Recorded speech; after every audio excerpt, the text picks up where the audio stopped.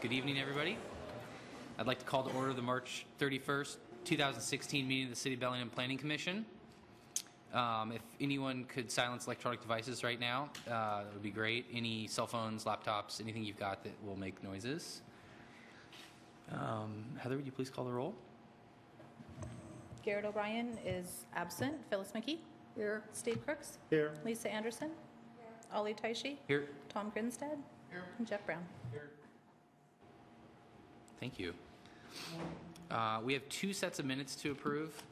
They were distributed by Heather. I'm assuming everybody got them and has had a chance to review them. So those minutes are from February 18th and March 17th. And we can just do a kind of a head nod around for approval unless someone has comment on the minutes. Okay, so we'll approve the minutes. Thank you. So tonight's meeting is about the community design chapter and the parks, recreation, and open space chapters of the Bellingham Comprehensive Plan. We'll have a public comment period at the beginning of the meeting for anyone who'd like to speak about anything other than those two chapters of the comprehensive plan. So this is an opportunity to talk about anything at all unrelated to tonight's topic. And we can do that right now. So if there's anybody in the audience who'd like to speak about something different, looks like there is somebody, come up, state your name and address, and then go ahead and you can speak for 3 minutes about whatever topic you'd like. All right, thank you. My name is Brad Burdick. My address is 3393 East 17th Crest in Bellingham. I'm the executive director for the Mount Baker Theater, and I get busy dealing with all sorts of things at the theater, and sometimes I don't get out and spread the good news about all the things that are going on at the theater. So that's what I wanted to do tonight for just a second. This coming year is going to be the Mount Baker Theater's 90th anniversary, so I wanted to take some time and let you know a few of the key points about this key Bellingham institution. It was saved from the wrecking ball back in the 80s by a joint effort from the city, the county, and a very dedicated group of people who caught a vision of turning a worn-down movie palace into a thriving performing arts center in the center of a thriving arts district. Today, the Mount Baker Theater is a great example of a public-private partnership that works. This is a city-owned facility that is managed by a nonprofit corporation. The city pays an annual management fee that equates to slightly more than 10% of the total operational cost of the facility, and the rest is generated by the nonprofit that manages the operations. Over the past 20 years, the nonprofit has also helped secure nearly $15 million of non-city money to support the capital needs of the theater. And finally, as our success grows, the theater now contributes admission and B&O taxes back into the general fund of the city to the tune of about $90,000 annually. This past year, we had more than 110,000 patrons come through our doors to participate in at least one of the 466 events in our 3 spaces. Our mission is to preserve the theater and to provide a broad and diverse performing arts, entertainment, and education to this region. We have a 4-part strategy in place that will allow us to continue to grow our impact on the community, to grow our influence on the fabric of Bellingham, and to expand our already established leadership role in the performing arts in this part of the country. Mount Baker Theater is now a major tourism draw for Whatcom County. 40% of the addresses in our ticket database are from outside of the county. We currently are in the 3rd quarter of our fiscal year, and already more than 10,000 unique individuals from outside of Whatcom County have purchased tickets to come see shows at the Mount Baker Theater. When we have a show in town, if you've been downtown, you know that every restaurant in the downtown core is packed. Mount Baker Theater has a large community of supporters, including the 110,000 visitors annually. We also have over 250 active volunteers. You'll see them as ushers or as marketing experts, or sometimes you'll see them in parades carrying banners and talking about the shows that we have coming up. We also have a seasoned staff of 17 full-time employees, and we have a pool of approximately 300 union stagehands that come and work at one time or other throughout the year. The Mount Baker Theater is truly the beating heart of the Bellingham Arts District and is one of the key institutions that make Bellingham such a great place to live. Thank you for allowing me the time to convey a little bit about this great Bellingham icon. Thank you, Brad. Do you guys have anything planned to celebrate the 90th anniversary? We've got lots of things in the works. We're actually looking at doing things throughout the year. It'll be part of our theme for the season as we announce the shows next year. Thank you. Yeah, thank you. Please bring back the Fiddler Feast. Do you like that? Oh, yes. Good. Thank you very much. Okay, thank you. Anybody else would like to speak at this time about anything other than the Parks chapter or the Community Design chapter?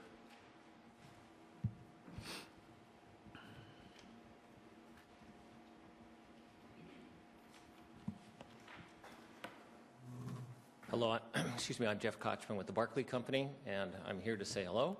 I'm also, while I'm not going to speak about your topic tonight, I have, and we have obviously been monitoring your work on the comprehensive plan, the update chapters, that sort of thing. I did send a couple letters your way in October, sent another one this week. Just as you have gone through those, we see the edits, what's been proposed in the different chapters, and then offer our comment. I'm here to say I'm available as far as reaching out to communicate any kind of thoughts or questions you might have of us or of the Barclay Company and what our plans are. As far as any kind of master plan, which is referenced in some of the recent drafts, and Barclay's mentioned in there, we do general master planning. We don't have a lot of specifics, but I'm happy to share that kind of information with you at any time. So as you finish or continue to work on the plan, I just want to make sure you're aware that I'm available for comment, feedback, and we will continue to monitor the draft work and provide feedback where we see it appropriate. So thank you. Thank you, Jeff. There's nobody else in the audience, so I'll assume that there will be no more public comment. Unless, Chris, you want to say something? Okay, so with that, we'll close the public comment period and move into our work session. And as I mentioned, two chapters tonight. Before the meeting, we were chatting with staff and would like to do the Parks Pro chapter first in its entirety and move through that, and then deal with the Community Design chapter after that. And so with that, I think we can turn it over to staff to kind of start the discussion of the Parks chapter. And then we will have an opportunity for public comment on both of these. So, Jeff, if you want to make comment on the Parks chapter or the Community Design chapter after staff presentation, we'll take that comment, and then we'll have our general discussion. Thank you. Greg, are you going to lead this? Sure. Good evening, Commissioner Greg Ockett, Planning Department. With us tonight, we have Leslie Bryson and Julia Burns from the Parks Department. They will be providing you with a presentation on the Parks chapter.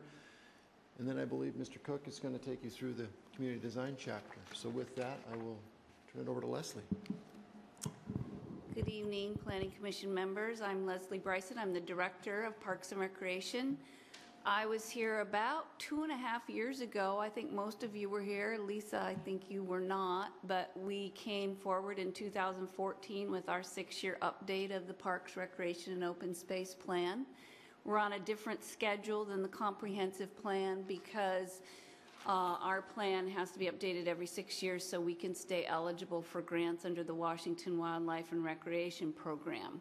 So we're coming back at this time to update the plan so we have consistency with the population projection, and we're looking forward 20 years like the rest of the comprehensive plan.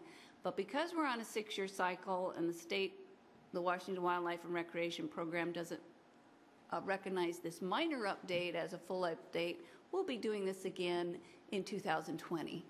So again, Julia Burns is here with me this evening. She was hired as a park planner, temporary park planner, to work in our department to help pull together some of the changes that we've brought forward. And we decided to do a red line version because there were not substantial changes in the plan. They're relatively minor, so you could easily see the changes that were made. The one exception to that is in Chapter 4. That's the needs and demand analysis for the community. We rewrote that to put more emphasis on the equitable distribution of parks throughout our community. We have 3 levels of service that we recognize. Our focus used to be on acres per thousand, how many acres per thousand, and maintaining that as we grew. Now our emphasis is more on making sure that everyone in our community has equal access to parks and trails by providing a park and a trail within a half-mile walking distance of where everybody lives. So we rewrote that chapter to kind of reorganize that and put the primary focus on that equitable distribution of park facilities. I'm going to turn it over to Julia now, and she's going to walk through some of the main components of the plan and then turn it back to me to finish up. Thanks. Thanks, Leslie. Can you guys hear me? I'm even wearing my tall shoes, and this is tall. Okay, so I'll just go over a little bit about what I'm going to talk about, and then also what Leslie's going to talk about. As you all probably know, the Parks, Recreation, and Open Space Plan is quite a bit different to the other chapters in the comprehensive plan, so I'll just talk a little bit about why that is. I'll also talk about a little bit unique. We have requirements for the Growth Management Act, but just like the rest of the comprehensive plan, but we also have requirements for being eligible for state funding, so I'll discuss those as well. I'll go over some of our key updates and changes in the plan, and then I'll turn it over to Leslie to talk about proposed facilities, our proposed level of service, and projected expenses. So as I mentioned, there we go. Sorry about that. Background. So as I mentioned, our plan is quite a bit different to the other chapters in the plan. It needs to function both as a chapter in the comprehensive plan as well as an independent document that is used to help us qualify for state funding from the Washington Wildlife and Recreation Program. The program requires that we have 6 elements in our plan: the community demographics, existing facility inventory, community input and demand, goals and objectives, recommendations, and implementation, and that pretty closely follows each chapter in the plan that we are proposing.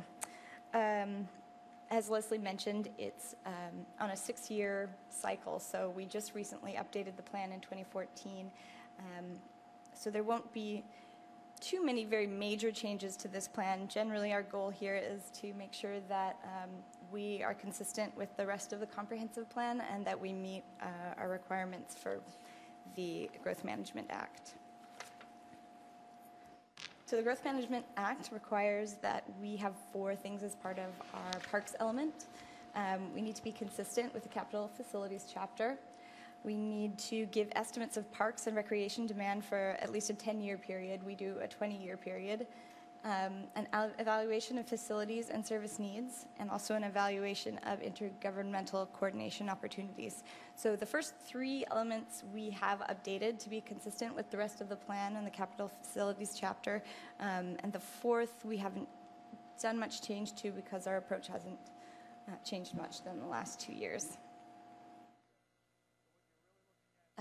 So our key updates, in order to be because the Growth Management Act requires it, we need to update our existing facilities measures. So that basically means, in this circumstance, that we are going to take our accomplishments for the last 2 years and make sure that all of our new parks, new land acquisitions, facilities, trails are in our existing facilities measures. And then we are going to determine the level of service for the next 20-year planning period. So we'll take the new growth projections as well as our predicted income and make sure that we can determine the maximum level of service for what we have. And as Leslie mentioned, we will be updating all of this again in 2020. There's also 2 more substantial changes in the way we've sort of approached the plan. As Leslie also mentioned, we have 3 ways of measuring level of service in the plan. The first is kind of a basic measure of service based on the acres of parks that we have and the number of people we have. So it's a acres per 1,000 people ratio. We also have a park system value per capita ratio measurement, and then we also have a measurement based on access to a park and a trail within a half-mile walk or bike ride. That is the measurement that we are focusing on mostly in this plan. We're giving it the most emphasis because it allows us to really get specific about the distribution of parks and make sure that it's an equitable distribution across the city. So one of the exciting things is that because we now have really pretty specific and advanced GIS technologies, and we have excellent staff in the planning GIS department, we can be very specific about our half-mile walking and biking radius. So we've actually been able to map specifically what is covered under that half-mile radius, and it gives us a great idea of what our coverage area is and where places we need to focus. Another change, a little bit of a shift here, is that aside from the underserved neighborhoods, which we really want to focus on acquiring park lands for, in the existing developed neighborhoods, we want to focus on development of facilities and enhancement of facilities so that we can deliver more efficient and more targeted services to our community. I'll turn it over to Leslie now for the proposed facilities. Thanks, Julia. Could you stay up there and operate that? Thank you. So as Julie mentioned, we look at our proposed facilities, and this happens to be our proposed park facility map. And the shaded area are those areas that are within a half-mile of a park in Bellingham. So this very clearly shows us where we have gaps. Where people do not live within a half-mile walking distance of a park. That can be remedied either by acquiring additional parkland, or oftentimes it may be because the park is in an area that doesn't have a lot of streets or sidewalks, like up on Samish Hill. We own parkland up there. It's not developed. When the surrounding area develops, we'll develop those parks. Presumably there'll be more streets, there'll be more sidewalks, and better access to those facilities. But looking at where we really need to add facilities, where we really need to add parkland, are the circles. And that's just a general area where we will need parks. So in our list of proposed facilities, we need new parks, mostly in the Bakerview corridor, West Bakerview, on the west side of Northwest, west between Northwest and Meridian, and then also between Meridian and James, and then just east of James. Also in the Barclay neighborhood, we don't have a neighborhood park. They're up in the northern part of Cordata. It's still further than a half-mile walk even to the newer Cordata Community Park, so that might be another opportunity area. Down in the waterfront, we have a community park, Whatcom Waterway Community Park. It's a relatively small park, but because of its location on the waterfront, we will consider it a community park because it will be a part of a very vibrant waterfront area. And we have not yet acquired that, but that will be dedicated to the city by the port as that development moves forward.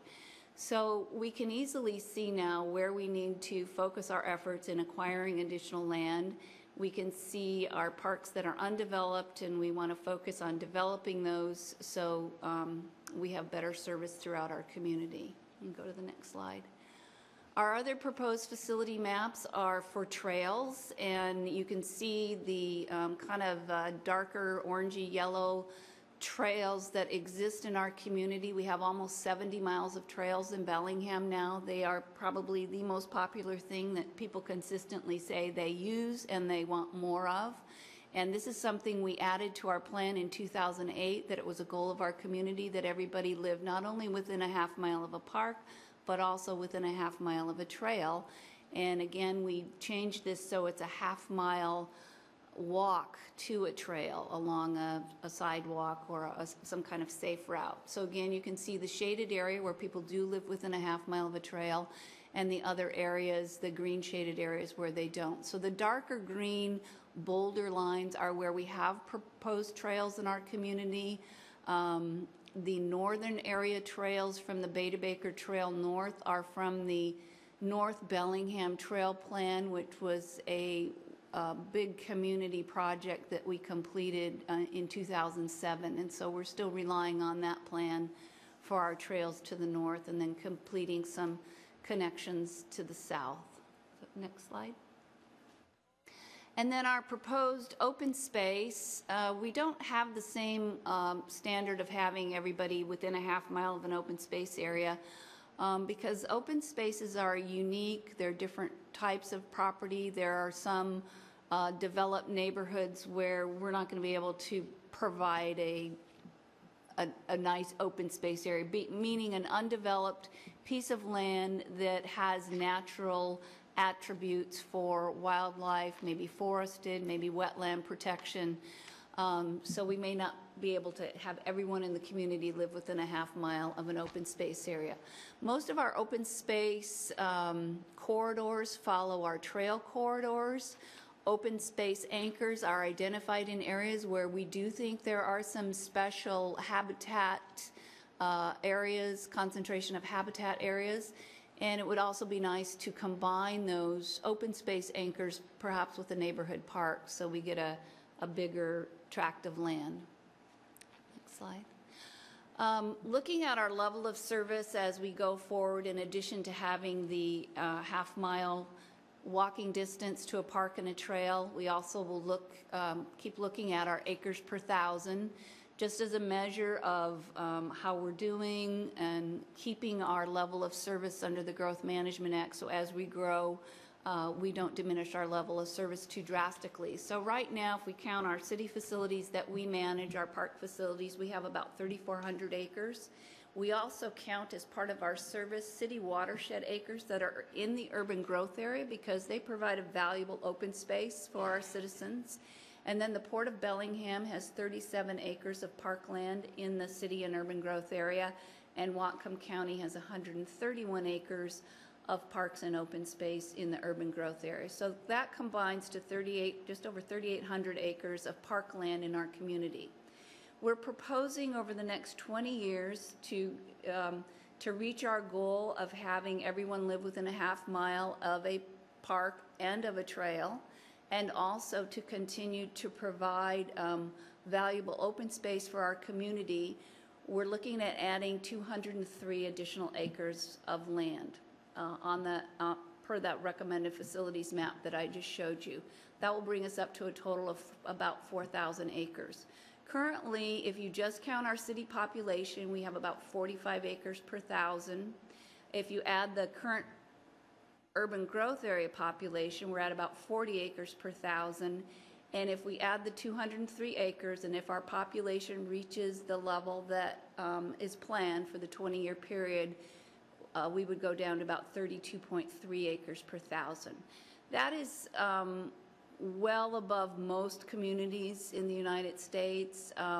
The National Recreation and Park Association has a kind of a recommended 34.5, but it's hard to figure out how they get to it because they have 6 acres of open space, 8 of community parks, and 2 of neighborhood parks. So I always kind of scratch my head at that. I don't know if that's an average of all communities or anyway, it's just something to compare to what the national standard is, but we're still very high for a community of our size. And then we also look at the cost per capita of all of our land and facilities, and right now it's at $5,243 per citizen of Bellingham is the value of our system, taking the land value, the value of every trail, the value of every playground, every facility that we have, we put a value on that and then divide that by the population. And adding the additional land and facilities that we're proposing would bring us up to about 6,000 per capita in the year, by the year 2036. So the other thing we have to show, next slide please, for our, in our plan for our granting agency is that we're proposing a plan that we can pay for, that our community can afford and that is realistic. So Based on our recent history of how we've paid for things, we use a variety of funding sources for our parks and recreation land and facilities. We use real estate excise taxes, and for the 20-year period, we're estimating about $5 million. That would be similar to what we've seen over the last 5 to 10 years. In the waterfront area, we can take advantage of the local infrastructure financing tool that's available to us. For every $1 million the city spends on the waterfront, we will get $1 million back from the state to reinvest in our infrastructure on the waterfront. And the parks facilities on the waterfront are scheduled to get about $5 million of that money. The Greenway 3 levy still has about $6 million left towards the facilities that we're proposing. And then we expect that our community, because they have approved 3 Greenway levies, we expect that they will approve a 4th, and we estimate that that would be about $30 million towards this land and facilities over the next 20 years. Also, because we have this plan and we have a community that supports parks and recreation on such a broad basis, that we have been very successful at getting grants, and we estimate, I think this is actually a pretty low estimate, but I wanted to be conservative, $5 million in grants over the next 20 years. And then we would need about $5 million in park impact fees to, we have $5 million of existing park impact fees that we have to invest in this infrastructure. So based on that, we would need about close to just under $50 million of park impact fees to pay for our estimated cost of our land and facilities that we have proposed, of a total of $104 million over the next 20 years. So you can see down at the bottom half of that chart, just under $20 million for the 203 acres of land, and about just under $85 million for facilities. And we could reach that by having a park impact fee that's somewhat less than it is now. Currently, it's a 35% level. We could reduce that down to 30 or 31%. This is just a scenario and a funding strategy. It doesn't mean all these things will happen, but we have to show, this is not a budget, but we have to show our granting agency that we have a realistic plan that we think we could pay for.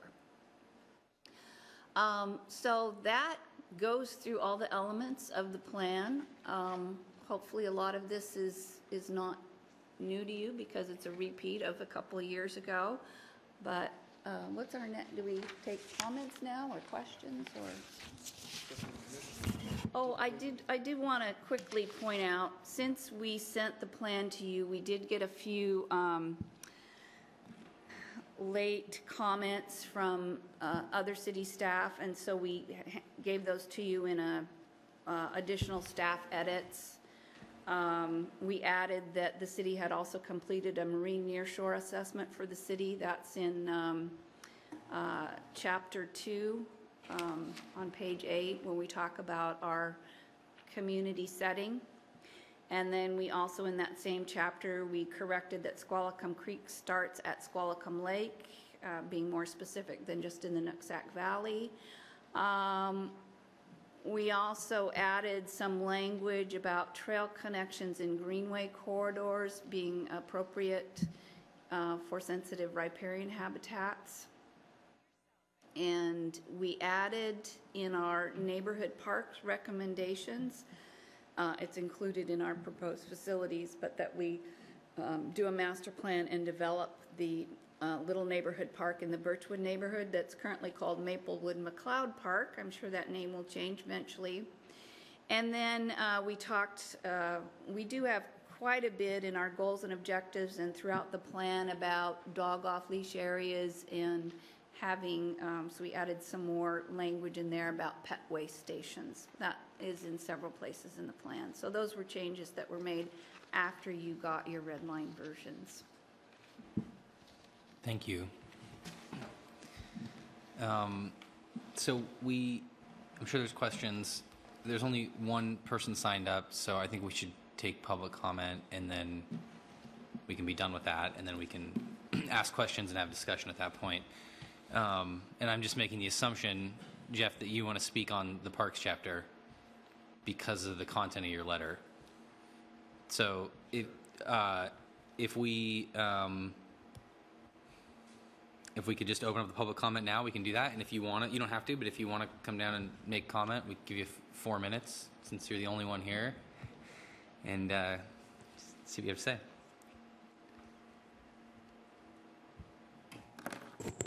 Okay, again, Jeff Kochman. I pretty well set it out in this letter, and then there was another letter back in October. And at least we've proposed and promoted the idea. There's a lot of, if you look at the trail map, you look at Barkley, there isn't a lot of stuff that is identified, at least as part of our plan or what could be future connections, trails or open space or what have you.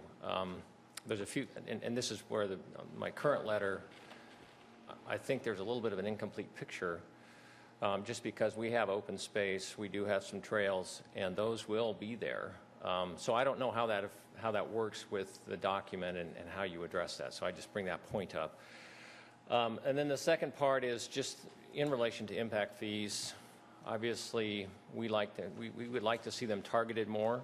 I mean, in our case, we have developed open space. We have provided public amenity, and we've done that on our own nickel. And going forward, if there is a capital facilities plan or something, we've done that a lot with traffic improvements, streetlights, wider roads, or extra lanes, that sort of thing. And that's worked very well with the Public Works Department as we've developed, and as we build and add more, we need to do more, and so we'll continue to do that. So with the park side, we do anticipate having a larger park in Barkley in the future. That is something that we've talked to Parks about in the past, so it's not an inconsistency as far as points of view. And then on the trail side, the one map did show a trail that comes through what would be what was an old railroad right-of-way on the north side, kind of west of Barkley. It drops down by the theater project. It comes out to Barkley Boulevard. We actually, in a hardscape sense, have continued that down.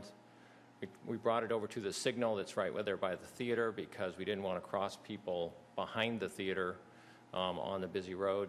And we actually have signs that show here's how the trail continues. It drops down to the pond area. There's a trail around the pond. Then that drops down through the buffer down to Illinois. And then you can drop down there to get down to the railroad trail, or you can go across the Hagen Road or across Woburn through the front of Hagen's into the other park that's there adjacent to the Hagen store and drop down to the park or to the trail as well. So we've done a lot to try to connect things. We continue to plan to do that in the future, and somehow if that can be addressed, and I've proposed some criteria to allow for those things to occur in the letter that I sent, would like you to consider that because that would be part of our plan. Part of our interest too is to have ownership of the improvements because we can manage the safety factor, and we are very, very attentive to security and safety in Barkley, and we do that for a reason. We do want to have private amenities where we can, if we have folks that we don't think should be there or are causing issues, we've been able to remove them, and we work in coordination with the police department and all that sort of stuff. So that's one of the reasons why I've mentioned private ownership here with public amenity easements or something like that to address it, and that was the reason for that, or it's a big part of the reason. We also would maintain it, and we maintain all of our property, and certainly would continue to do that with the open space element. So thank you. Thank you, Jeff. Okay, and with that, we'll close the public comment period. And I think we should open it up. Planning Commission members who have questions maybe for staff or clarification or just discussion comments. Anybody like to start? Lisa? Just dovetailing on the situation with Barkley, after reading that letter, I kind of went back and looked at some of the mapping area, and is it possible, even though I know this plan is really to do with the Parks Department, but is it possible to put a little section in, whether it's just an addendum or something that would highlight their open space and trails that they provide.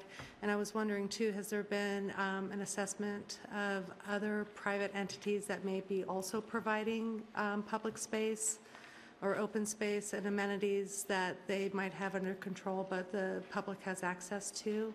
And whether or not that could be included, because I do think it kind of shapes the picture a little bit different of what's available, even though maybe we don't have necessarily direct control, but it's like a sense of partnership of allowing the public access. Because I was aware of Barclay, but it started making me think a little bit more that there may be other entities out there that I'm not personally familiar with because I may not necessarily visit that area. So. Okay, I can address that. We do show private property that provides a public access easement. So if there's been a dedicated public access easement over a private property, that the rest of the property could be maintained by the property owner, but there's a public access easement, we would show that as part of our facilities. I believe the facilities that are shown here, we do have trails in the Barclay area, the railroad trail, and as part of the development of the Barclay area, they made the connection there on the east side of Hagens that goes down to the railroad trail. We show that as part of our facilities. As part of their rezone, I believe they were required to dedicate or set aside an open space buffer on the west side of the project, kind of west of the, where the trail comes down that Jeff mentioned, comes down and dead ends at Barclay north of the movie theater. And they actually built that trail as well. And that was a requirement, I believe, of the rezone in that area. So there's different reasons that things are required. And he talked about park impact fee credit. Oftentimes, if something is a requirement for another reason, like a rezone, then there is no park impact fee credit because it's been a requirement. It's for something different. But for other things, we can certainly negotiate park impact fee credits, and that would be done under the park impact fee ordinance. As far as showing private open spaces, again, if there's a public access easement, then we'd be happy to do that. But without that, then there's no guarantee that those will always be available to the public. We have a symbol on our plan for schools, but we don't show school land for the same reason that it's not always available to the public. The school gets, the public, sure, our kids are the public, but for the public at large in general, we don't always have access any day of the week to school facilities because they're being used for schools. So we don't include them. We show them in our plan as part of our community, but we don't include them in our acreage or show them in green on the map. So it's just that line, where do you draw the line between showing too much or not enough? So there are some things like maybe the open space area with the pond, if that had a public access easement. The other little plazas that are in very commercial areas, I don't think that's what the public is really thinking of when they think of park spaces. So I wouldn't be inclined to include those in our plan. And as far as park impact fees and park impact fee credits and having facilities that are privately owned and maintained, as long as they have a perpetual public access so the public can use them, then I think we can negotiate that again under the park impact fee ordinance. I was going to ask about that, so I just want to follow up. So in the event that Barclay did something or somebody else did something like build one of these planned future facilities, one of these neighborhood parks or something, then there's an opportunity to get a credit for that? Yes, okay. Absolutely. Yeah. That's through the park impact fee ordinance? Right. Okay. Yeah.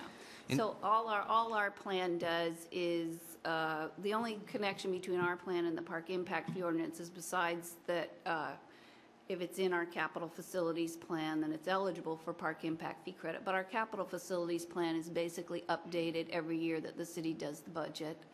And then the other connection is the basis for our park impact fee is that per capita value of our system. So that's the basis. So And that's that, you kind of answered my question, but so in the event that someone came along and built a facility and it was in the plan and so they got credit for it or something, then I was going to ask, how do we adjust the plan to reflect that facility not being necessary anymore? And it sounds like you guys do an annual audit, sort of. So we would, like, let's say, just using Barclay as an example, let's say they built the neighborhood park in the Barclay area, then we would be able to pull that out of our capital facilities planning because we wouldn't need to spend that money there anymore. right. Yeah. And that's annual, kind of? Yes, we do update our list of facilities every year, our acres and our facility lists. We keep that updated every year. And then in our capital facilities plan, which is a 6-year outlook, which is part of the budget process, is adopted every year by the city, or now we're on actually a 2-year basis. Those would show all the projects that are scheduled for the next 6 years. And you mentioned that opportunity for impact fee would exist even if the maintenance was proposed to be by the private party, as long as there was a public access component? Is that what I heard? I think we could work. We haven't had that happen. It's a yet, unique idea, yeah, that's But what it I is asked. a unique idea, and we have had discussions with Jeff about that, and I think it's something we would welcome because. Long-term cost, yeah. Yeah. We do have facilities where we have a public access easement, and I'll give you an example. In the Morse Square area, just south of Depot Market Square, it's the beginning of the South Bay Trail. We had a gravel trail there that was behind Morse Hardware, and when the Morse Square complex, the Rick Westrop project came to build those condos, he wanted to move the trail, and that became a shared utility corridor, fire access corridor, and trail corridor. That's open and available for the public to use. We don't maintain it.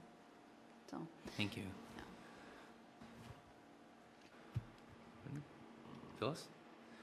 Yeah, on a little bit more of a negative note, I've had people concerned about transient and homeless population in our parks and the sense of feeling secure and safe when using them. Are we on top of that? That is a huge problem all across Washington, all up and down the I-5 corridor, in fact, and it has, the mayor recently asked the governor to declare a state of emergency on homelessness in Washington because of the huge problem that it is.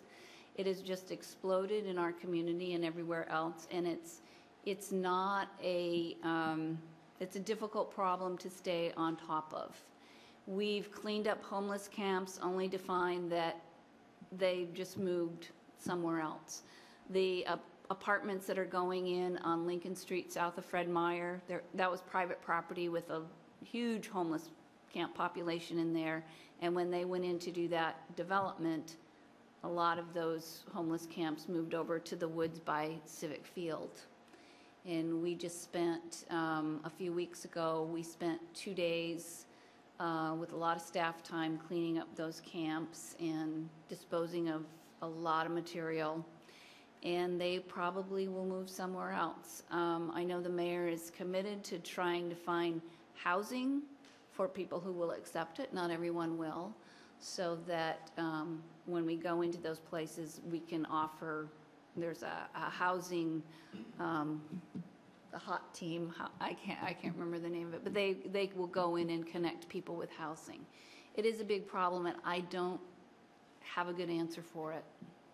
No, and the other thing that I'm sure you're aware of is there's, from reliable sources, I've heard that people are given bus tickets to come this way because we are so friendly to the homeless. I've been looking into that because we're having issues in Fairhaven right now. And it's interesting when you see that, like you're saying, that the little tent villages may be going away, but then they're just moving into other areas where I'm not sure they're not causing more problem than they may have been if they'd been. I don't know what the answer is. It's really a dilemma. But the thing is, the more attractive we are to take care of our homeless, the more attractive we are then to people coming in and taking care of or taking advantage of the things that we're supplying. So I don't know. I'd love to see a fabulous solution on this, but we're getting a lot more in Fairhaven than we've had before, just recently. Steve? Yeah, I was looking through on page 33. I got a question when it comes to continue and expand the Adopt a Trail program. Now, I'm familiar with the highway, interstate Adopt a Highway program, but I have never seen on any trail an Adopt a Trail cleanup program targeted at the neighborhood associations to get out there and work on Saturday and pick them up. We have them, and I'm sorry you don't know about it. It's just because trails are so new in Cordata, Steve. They don't need any cleanup yet. But we do have adopted trails. Village Books adopted part of the South Bay Trail that goes into Fairhaven, and they've taken care of that for many years. Behind City Hall here, the Lions Club is taking care of the trail back here, and they have a little sign there. I'm trying to think of another one. Oh, there was a group of mountain bikers who usually go out and ride the trails, and they decided one day they were going to spend their time taking care of an urban trail, and they did where the burned railroad bridge, the burned bridge on Whatcom Creek that we just replaced.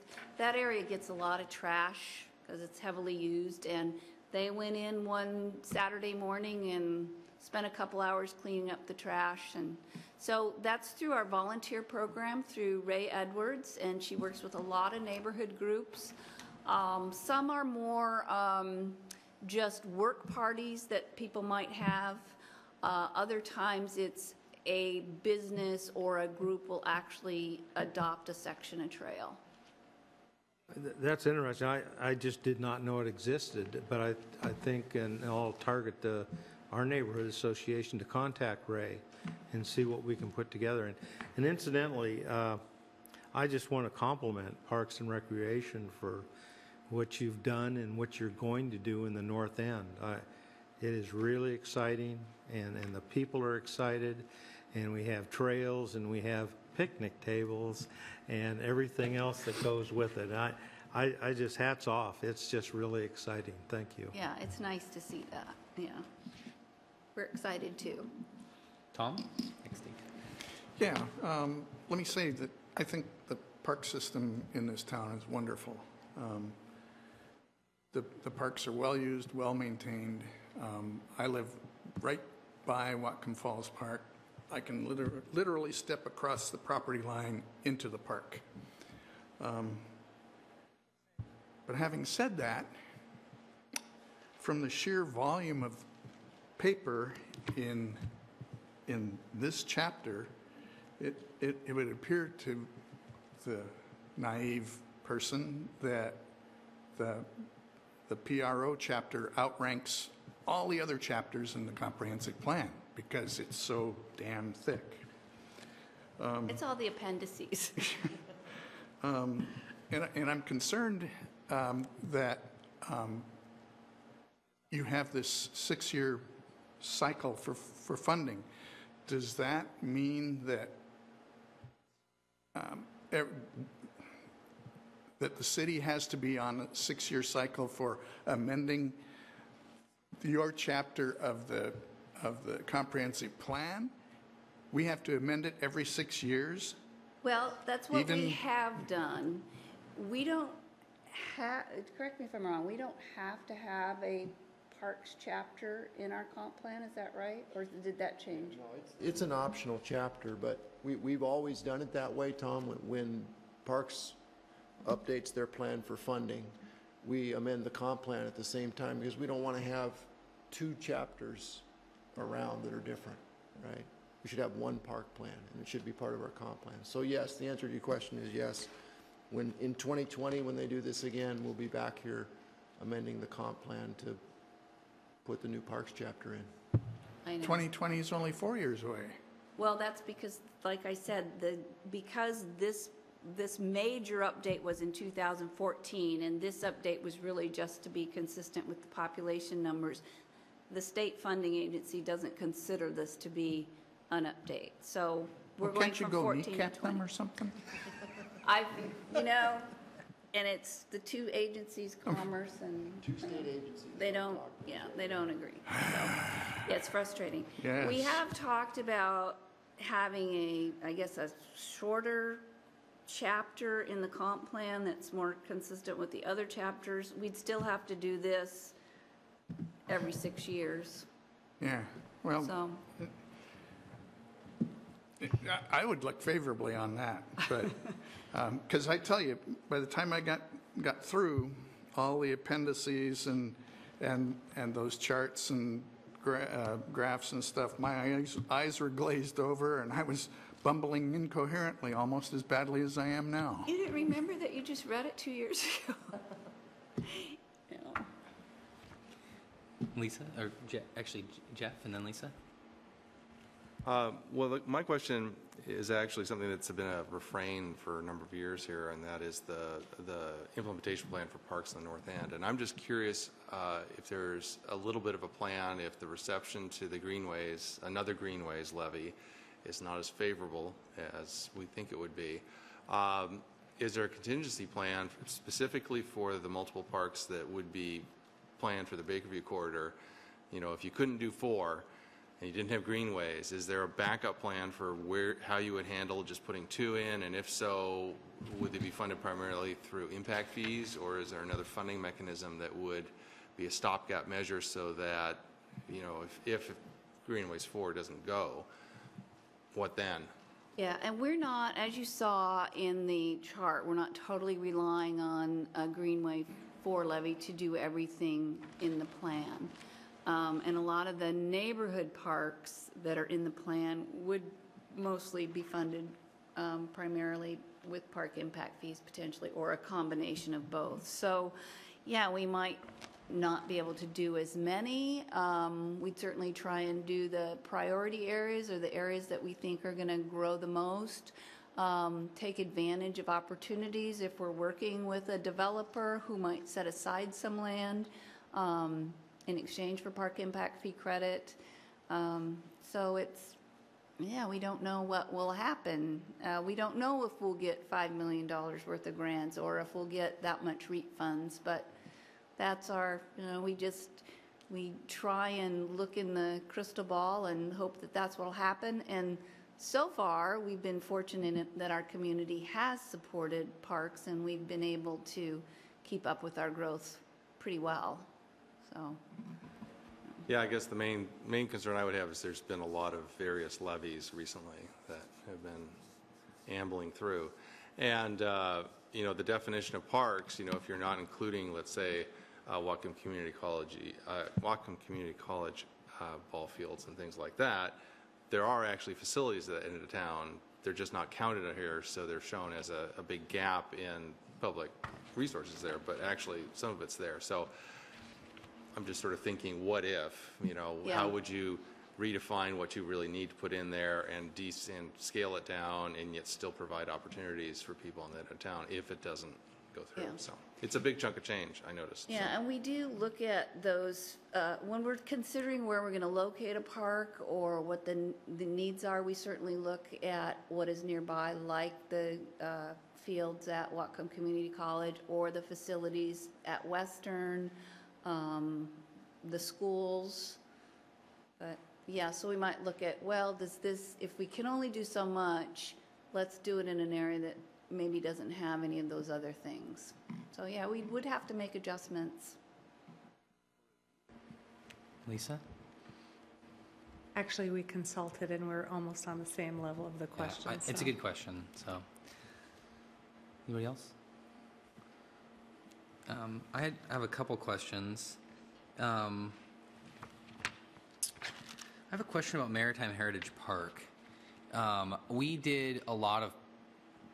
heard a lot of planning when we did the downtown plan a couple years ago, and there was a whole section on implementation strategies, and there was a lot of information and a lot of planning that went into how we're going to activate Maritime Heritage Park and address the homelessness issue, make it a place that people want to go.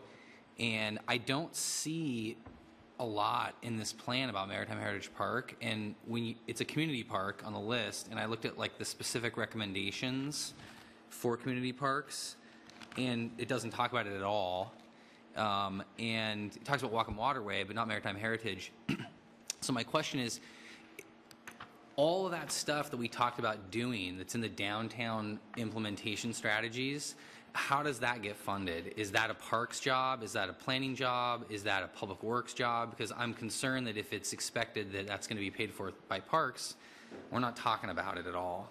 And it's really important in my opinion. Yeah, it should be in the appendix I in might have missed proposed it. facilities, which you probably can't read unless you can blow it up on your computer. Are you talking about the table of the Yeah, the proposed table. facilities? So Maritime Heritage Park should have in there at least a playground facility Well, that would be added. And that's, you're right. I actually did look at that. I got really squinty. And I Yeah. noticed that the only thing listed is the playground facility. And I know that's one thing. So I guess my question is more, we put a ton of implementation strategies that are going to cost the city a lot of money into that downtown plan. And maybe this is a question more for Greg, is the expectation that the funding for all of that implementation is going to come from somewhere other than parks resources? Well, I can still Or maybe- address yeah, Leslie, I'm the sorry, maybe- Maritime Heritage. So part of our implementation strategy at Maritime Heritage Park is to add facilities like a playground or something like a playground. That's a placeholder. But we have heard from people that they would like some activity like that. So maybe it won't be a kids' playground, maybe it'll be something more for adults, but it's a placeholder in here that we show that we need that money. The other thing for activating Maritime Heritage Park, which we are doing, is having more programs, taking better care of the facility, and that is funded. The mayor put $400,000 into our budget over a 2-year period. We've done a lot of vegetation management.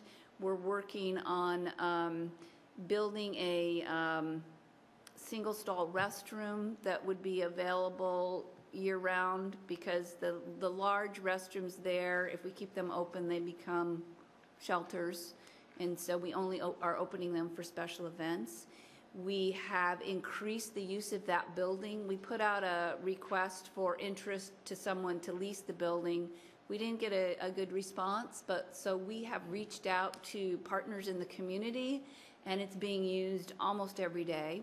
We've hired 2 park stewards that work during the summer. They're in the park 7 days a week, 10 hours a day, providing activities for people. We're having summer concerts there. Last summer we got a grant for a summer concert program through the Levitt Foundation. We had food truck Fridays. We're trying a lot of different things, some things more successful than others, working very closely with planning and community development on those strategies. So So there thank is some, you. there is some Yeah. funding already for that, in addition to capital funding for a major Gotcha. new So facility. those things like maintenance and activities and programming They just don't show up as don't line show up items, in- but yeah. they're in the budget.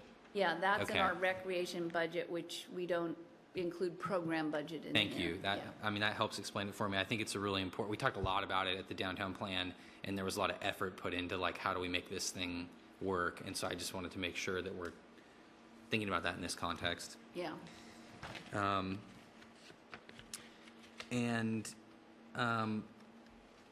Another, I would just like to echo what Steve said. I think that, and kind of what Tom said too, it's still really long. I know we kind of harped on you guys 2 years ago, and I know it's hard because there's a lot that has to go into it. And I think I'm a little concerned that the fact that we have to do this update so often is a deterrent to taking the time to maybe, like it's easy to say, well, we got to do this all the time, so we're always updating it. Maybe it's a deterrent to taking the time to really wordsmithing this, because when I read it, there's a lot of repetition of information. When you look at the objectives, I don't know how the goals were, if there was a reason we set it up with the council legacies as the lead items, but we tend to repeat the same information about like dog leash goals and pet waste station goals, and I could see that being consolidated into like one goal or objective. And I know that takes a lot of time and you guys have a lot to do, but maybe for 2020 we could dedicate some time to eliminating some of the waste, because I still think we could get the message across. All that being said, I really appreciate, I feel like when all the things we talked about 2 years ago have been incorporated into here. I know Steve was really representing the north end, and I feel like there's been a lot of clear attention to that deficit. And we talked about this level of service issue a lot, you know, and kind of harped on that. And I really think that the way that the priorities have been presented in here is a huge step forward for us. And I know we've reduced that acreage per thousand, but I still think that that's great. I mean, I think that's actually a good thing, because I think our focus should be on what you've said, the development and the facility additions and things like that. So on the whole, I'm really happy with that. I'd love to see it wordsmith, but I'm really happy with the direction we've taken it. I think it's the right thing for the community. And I have one other comment, and it may be completely irrelevant to how we move forward with this, but when we talk about this Chapter 7 implementation, we've got an estimate. We talk about CAO, SEPA, and mitigation on page 58, and the land that we anticipate, the value of the land that we're going to get set aside through basically project development requirements, and estimate about $1 million in the next 20 years. I'm sorry, what page? are we On 58. Okay. 7.2.4. You guys are kind of laying out, yeah. all these costs.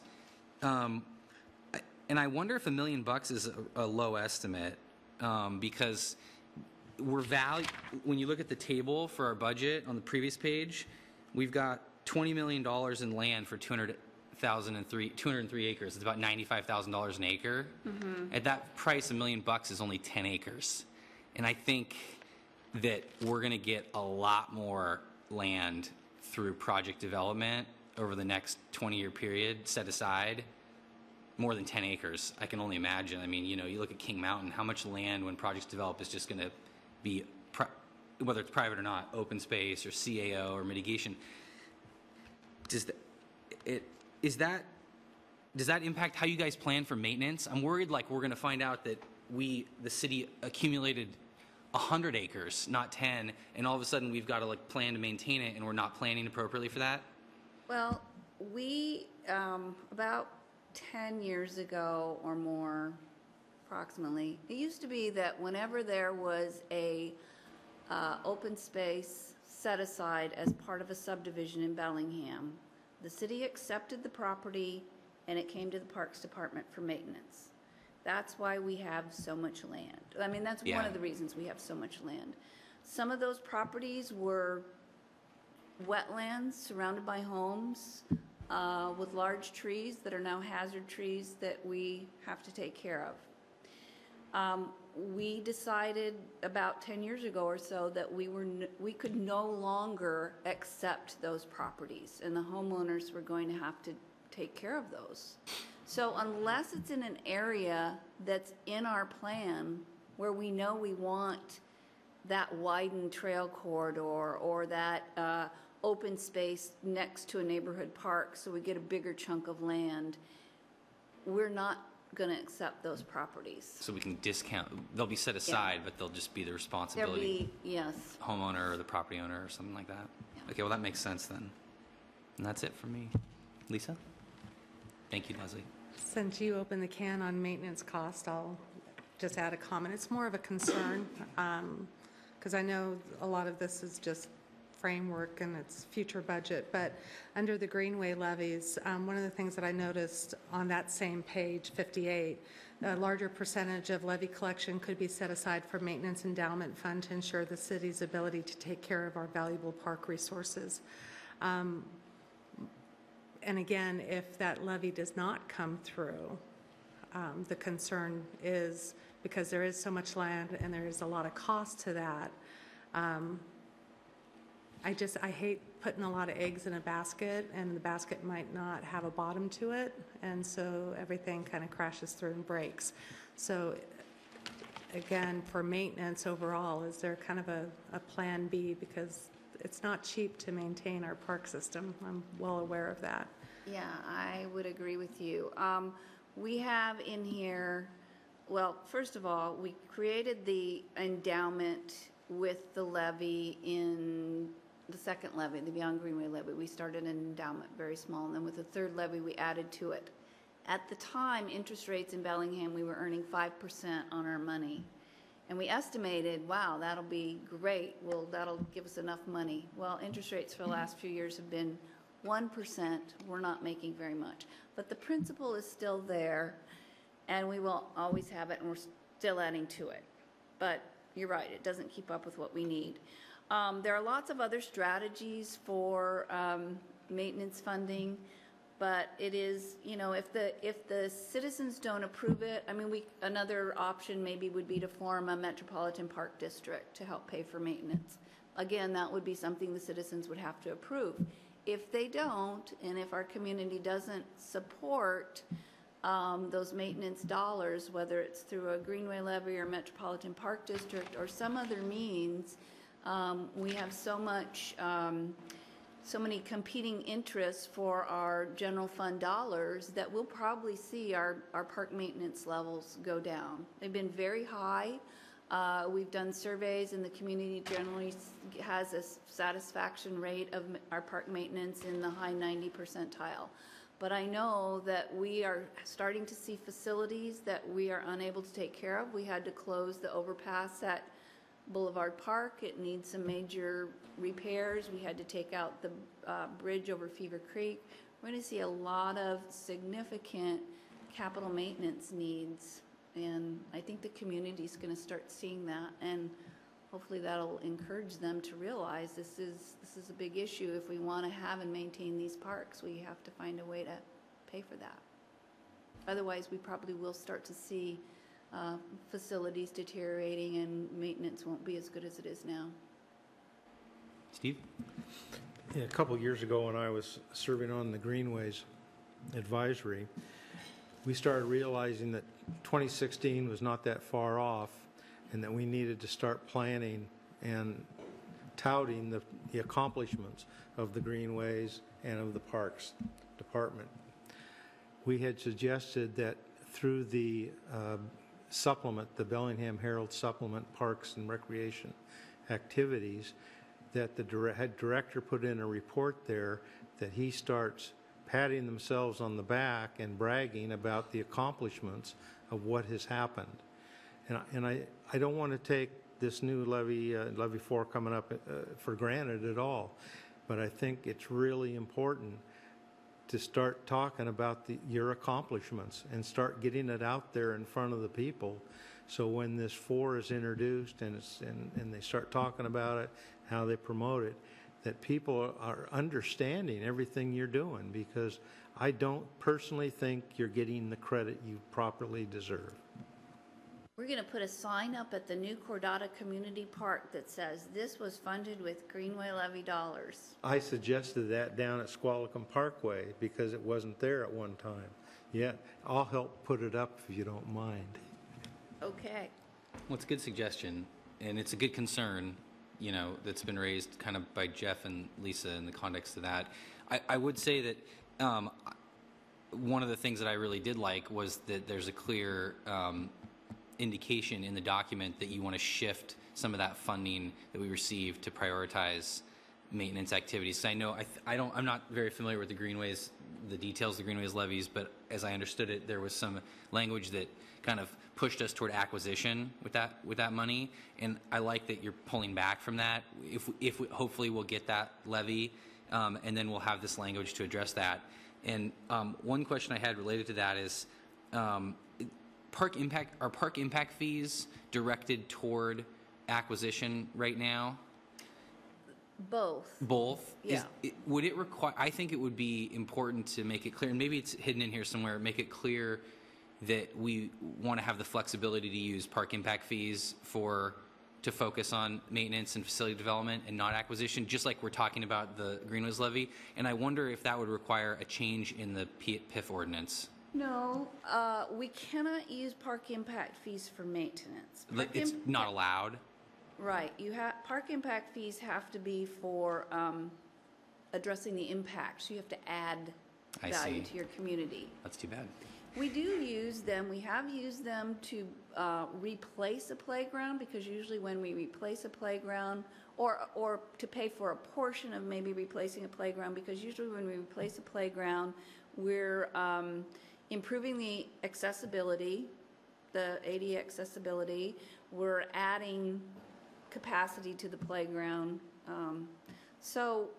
Or we might, we might do a shared thing like that, so there's some added capacity to something. But for general O&M, no, we can't use it. Okay, they can be used for development, though, right? Yes, it can be used So for we could, like, development build and new facilities, acquisition. things. Yeah. Okay. That's the key with impact fees. State law limits you. You have to be adding capacity. So whether it's roads or parks or whatever you're using, impact fees for schools, you have to be adding capacity because you're responding to growth. It used to be that way with real estate excise taxes, that they had to be more focused with adding new things. It was very specific. And that law was changed recently at the state level, that there's more flexibility now to use real estate excise taxes for maintenance. Okay. Thank you. Anybody else? Tom? Or we could just have volunteers for maintenance. There's some unknown guy. Here's a chainsaw. Yeah. Go for it. Yeah, that is our one restriction on using volunteers is that they can't use power equipment. There's Probably wise. one solitary guy who I see every once in a while in Whatcom Falls Park with a grabber and a garbage bag. And, early in the morning, in late fall, early spring, he's wandering around picking up, saving your maintenance money for really other stuff, like painting or Yeah, we log a lot of volunteer hours every year through our volunteer program. We really appreciate people in the community who help take care of our parks. I'd like to put a shout out to dog owners who are out not to leave their bags of poo along the trail, to take them home and throw them away. All right. Well, thank you very much. Thank It's you. fitting that we had this discussion on a beautiful day where I'm sure most of the community is out enjoying all these wonderful park facilities we have. So thank you. Okay, and with that, we'll move on to community design. Looks like Chris is ready to go. Yeah, thank you.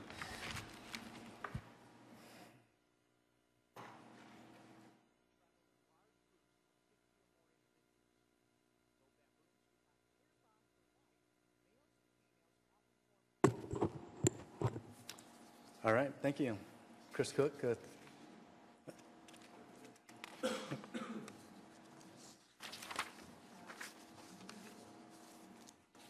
So I'll be covering the draft community design chapter. And with that, we'll be looking at the state requirements, key changes being proposed, review through the focus areas that we've been looking at all of the other comp plan chapters with, and finish up with our anticipated schedule for the rest of the review. For the state requirements with the Growth Management Act, the Community Design Chapter is not required. However, provisions for community design strategies that enhance the city's identity, economic vitality, and high quality of life should be integrated into the comp plan, either in a separate chapter or throughout the plan. The city has adopted a community design chapter, and we are proposing that it be modified and updated as necessary to provide the framework for shaping the future form and character of the city. One of the overall objectives of the community design chapter is to promote community design for all ages and abilities, such that new development basically is accessible to the elderly, children, parents with strollers, the disabled. So that is an overall objective.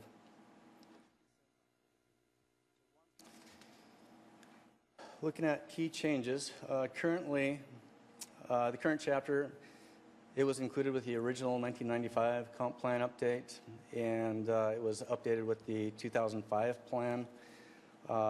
Key changes that we're looking at is rearranging it with new topic headings within, and throughout draw a stronger link between community design and economic vitality.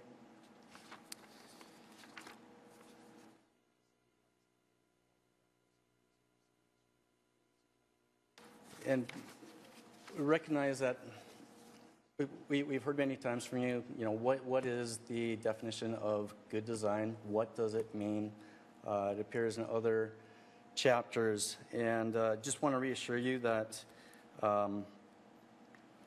good design does not necessarily result in an increase in the cost of development. There's many ways to accomplish good design.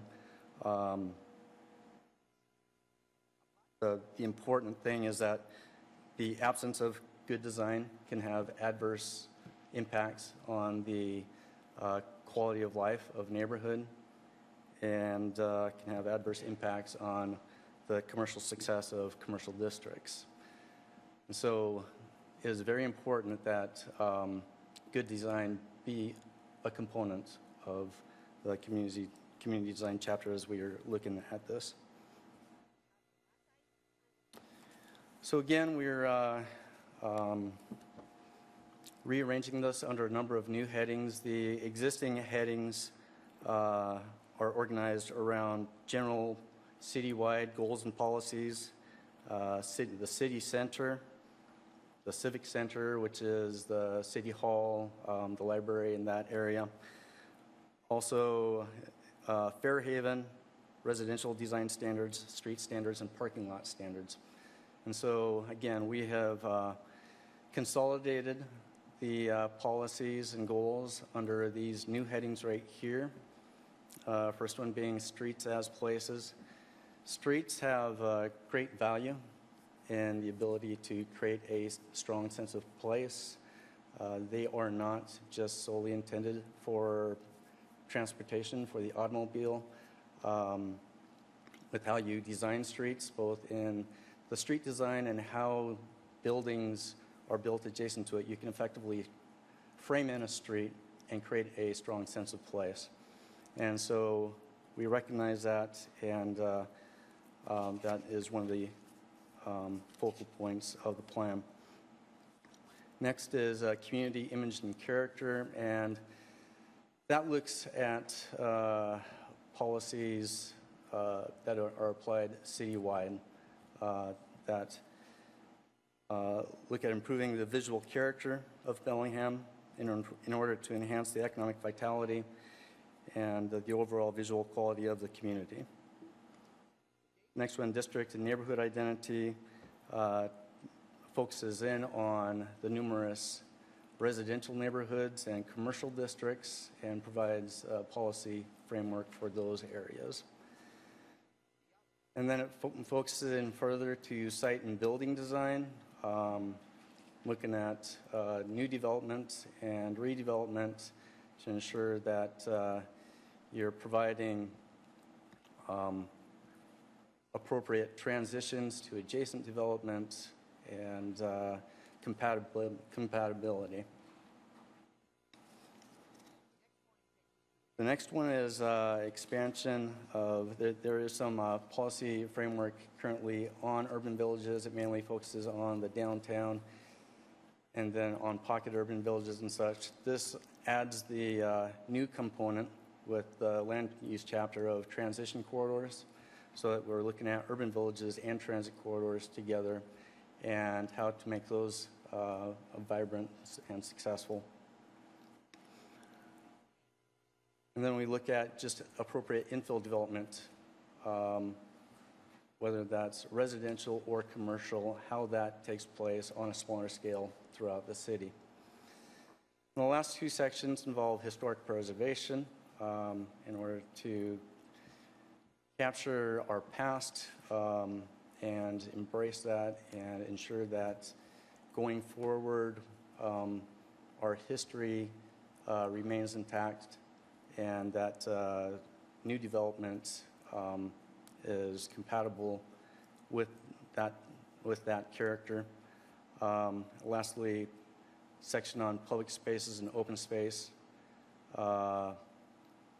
basically provides a framework for providing open space and parks, whether they're public or private, citywide, and ensuring that linkages are provided between these spaces, and also looking at other elements such as view corridor preservation, stuff like that.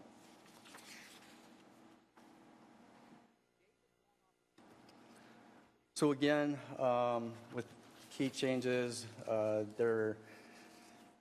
we have consolidated the existing policy framework and goal framework where we can, made modifications where appropriate.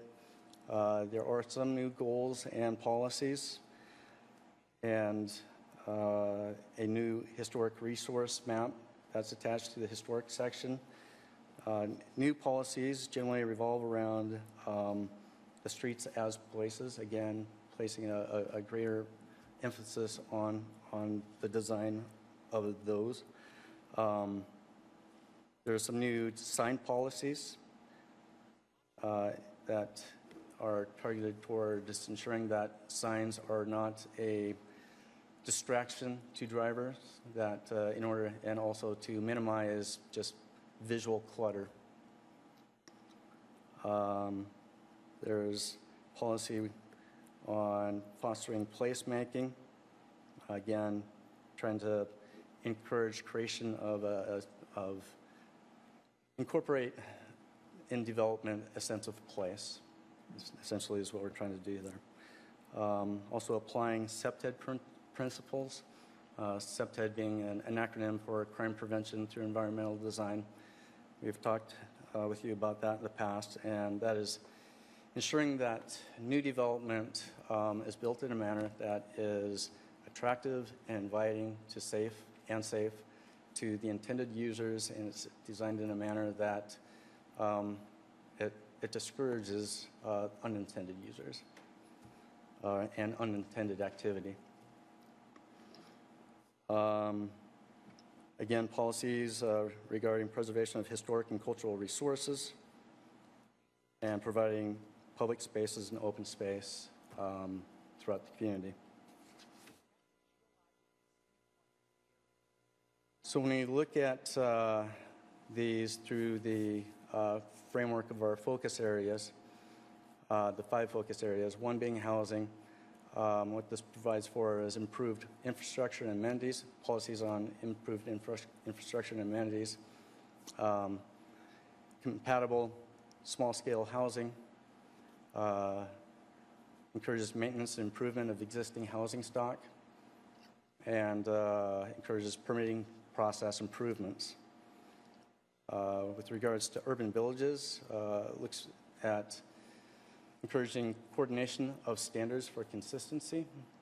So in downtown in particular, we have competing standards for, we have street standards, we have development standards for buildings, we have fire code standards that the fire department enforces, and there are competing interests there.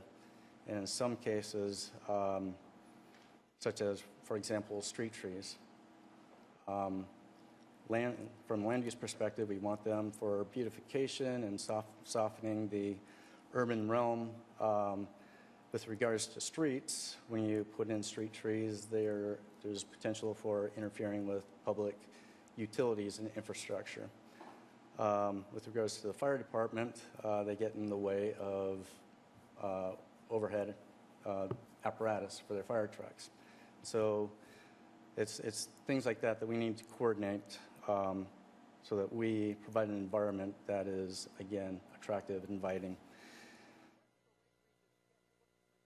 Also, policy work in the urban villages with regards to urban villages to implement the existing urban village plans and also to develop the connecting transit corridor plans and ensuring that the overall image of our urban villages contribute to their economic vitality. and success. Concerning health, it encourages multi-generational planning. Again, it's that aspect of ensuring that new development is accessible to all people, whether regardless of age or ability. Connecting missing transportation links in order to accommodate alternative transportation, ensuring that when new development goes in, it is pedestrian-oriented, again, to encourage walking, and that it incorporates the CEPTED principles of crime prevention through environmental design for safety.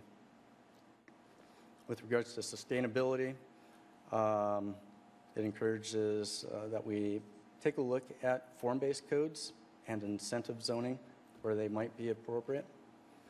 Form-based codes are basically a code that requires a certain form be provided. It's not as organized around the use as much as the form.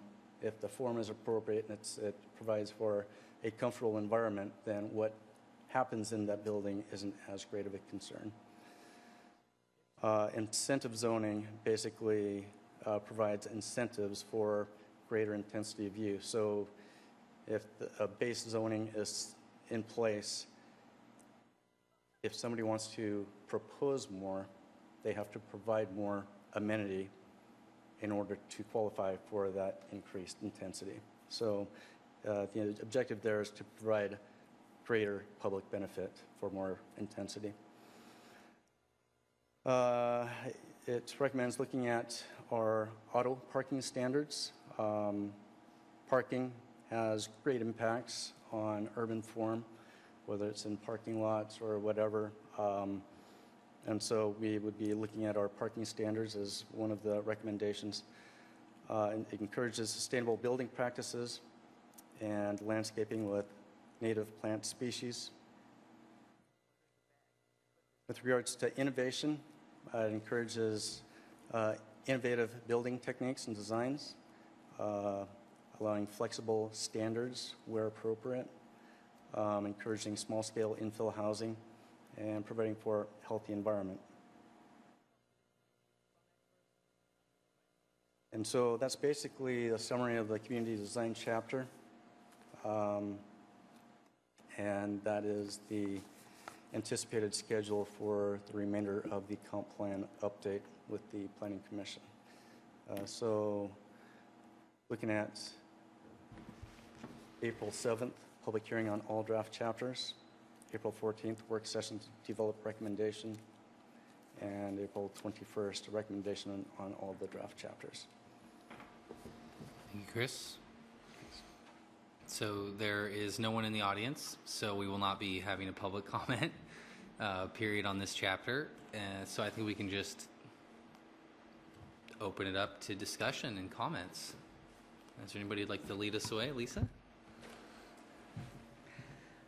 Start off with a couple. On page 4, I think partly your presentation answered a question I had, the second to the last bullet, where it mentions that in urban villages and larger developments allow emergency response and functional fire trucks, staging areas, and street right-of-ways with aerial apparatus access may be necessary. My first thought when I read that was, well, of course, they can take over the street if they want, if there's an emergency.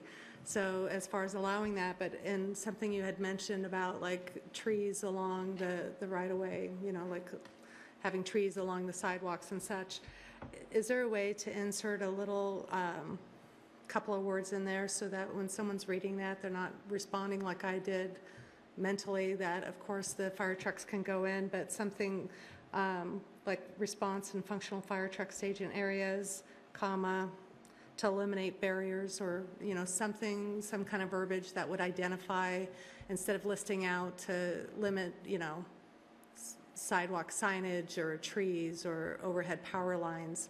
I mean, I understand the staging areas and wanting to be able to identify those, but I imagine it's because you're perhaps looking at that area to not have those potential barriers that would prohibit good access to fight a multi-rise fire, or am I reading this completely wrong? No, you're not reading it completely wrong. It's a matter of, is there a way to simplify that sentence just to... I see your point, and I think that we can Just try to add something rework there. it a little bit, because I think for someone who reads it the first time, really the impression was, why is that there? Because of course they're going to be able to take over the street and reroute traffic, but I wasn't thinking at all along the lines that the design of what's in front of that building could make a difference for being able to have access. So I think that needs to kind of be clarified. And then the other thing, I would suggest eliminate the last bullet there, not because the content is not appropriate or shouldn't be in the plan, as far as encourage higher density transit-oriented development along certain high frequency, continuation there without reading it all. But I think this policy covers a lot of the aesthetics and the structure and look. And when I read that, I thought this was just not placed very well, because it has to do with increasing development. And then if you turn the page to, where is it? Because it's actually restated almost identically. Page 9, policy C927. Kind of restates quite a bit of what you're saying previously, and I think that's more appropriately placed because it is in the urban village and transit corridor, and it deals with development and density.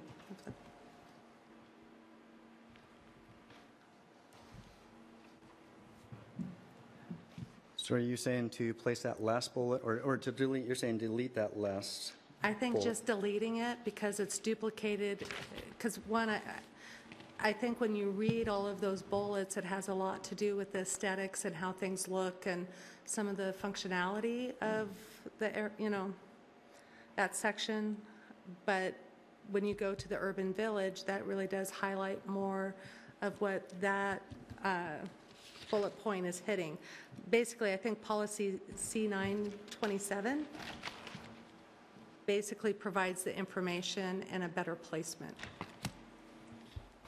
Okay.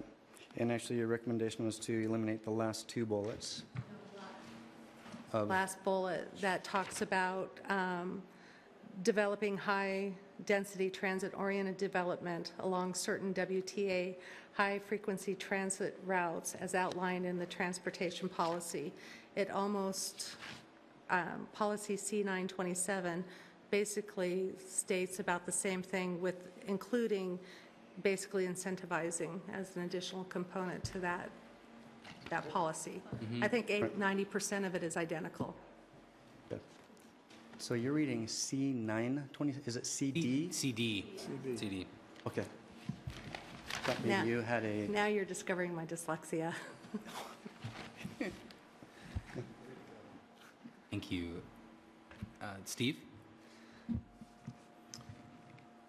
Yeah, on page 6,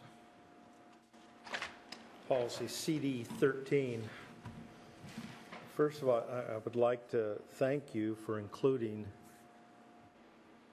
sign standards in this document. But my question goes to the bullet points where you say encourage, discourage, encourage, encourage, encourage, discourage. How do you do that if you don't have a code and enforcement? So right now, we do not have a code for these in many areas. We have adopted sign standards for a couple of the urban villages, but citywide, a lot of these matters aren't being addressed. And so in the future, as we come forward with code amendments, we would have our comp plan as backing, policy backing, that we are encouraging. These things are encouraged. This is the code that would allow that would accomplish that. And this is intended to support future code amendments. When would this happen? When would In be the the next- future, at the initiation of either city council, planning commission, or the planning director. So if this is a issue of significance to the point where planning commission, city council, or the planning director wants to bring this forward, right now this is not on our work plan, but somebody would have to, make this an item on our work plan. And through this commission, we could make a motion to bring this forward, is that correct? You could ask that it be initiated. I believe city council has final say on whether it actually moves forward. Well, I think Lakeway, and you talk about Meridian, is an absolute joke of what's going on there with flags, with signs, with dancing people, with air compressors, Gumbies flapping in the wing. They've got a guy out in a suit, a sniper suit, trying to sell guns and bring people in to buy a gun as you drive down Meridian Street. It's atrocious. It really is. And I think, and I will personally pursue, that I presented to the city council about 3 years ago. I walked up and down the guide taking pictures of what was out there, and I asked them to move forward. I went to city council the next time. I presented the slides and asked them to do something, and of course nothing's been done. And I think something ought to be done, and I am willing to pursue or introduce or make a motion, whatever's necessary to get some kind of code work going to prevent this. Kids trying to tell you to come in and take an oil change while you're driving down the street. It's out of control. Mm-hmm. It's totally out of control. And I thank you for bringing this up and putting it in here, and I'll pursue something to bring it forward. This is an item that we have heard, in the past from the public, needs to be addressed. So it's made it into the comp plan here. Just quick follow-up question on that. We have sign regs in most of our zoning designations, right? Like if you look at the industrial or planned or whatever it might be, yep, there's rules. So and I understand exactly what you're saying, Steve, about the guide. Is in your opinion, is this an enforcement issue more than anything? Do we have rules in place and they're not being enforced? Or do we need to, and is that where we need to focus, or do we need to focus on making more rules?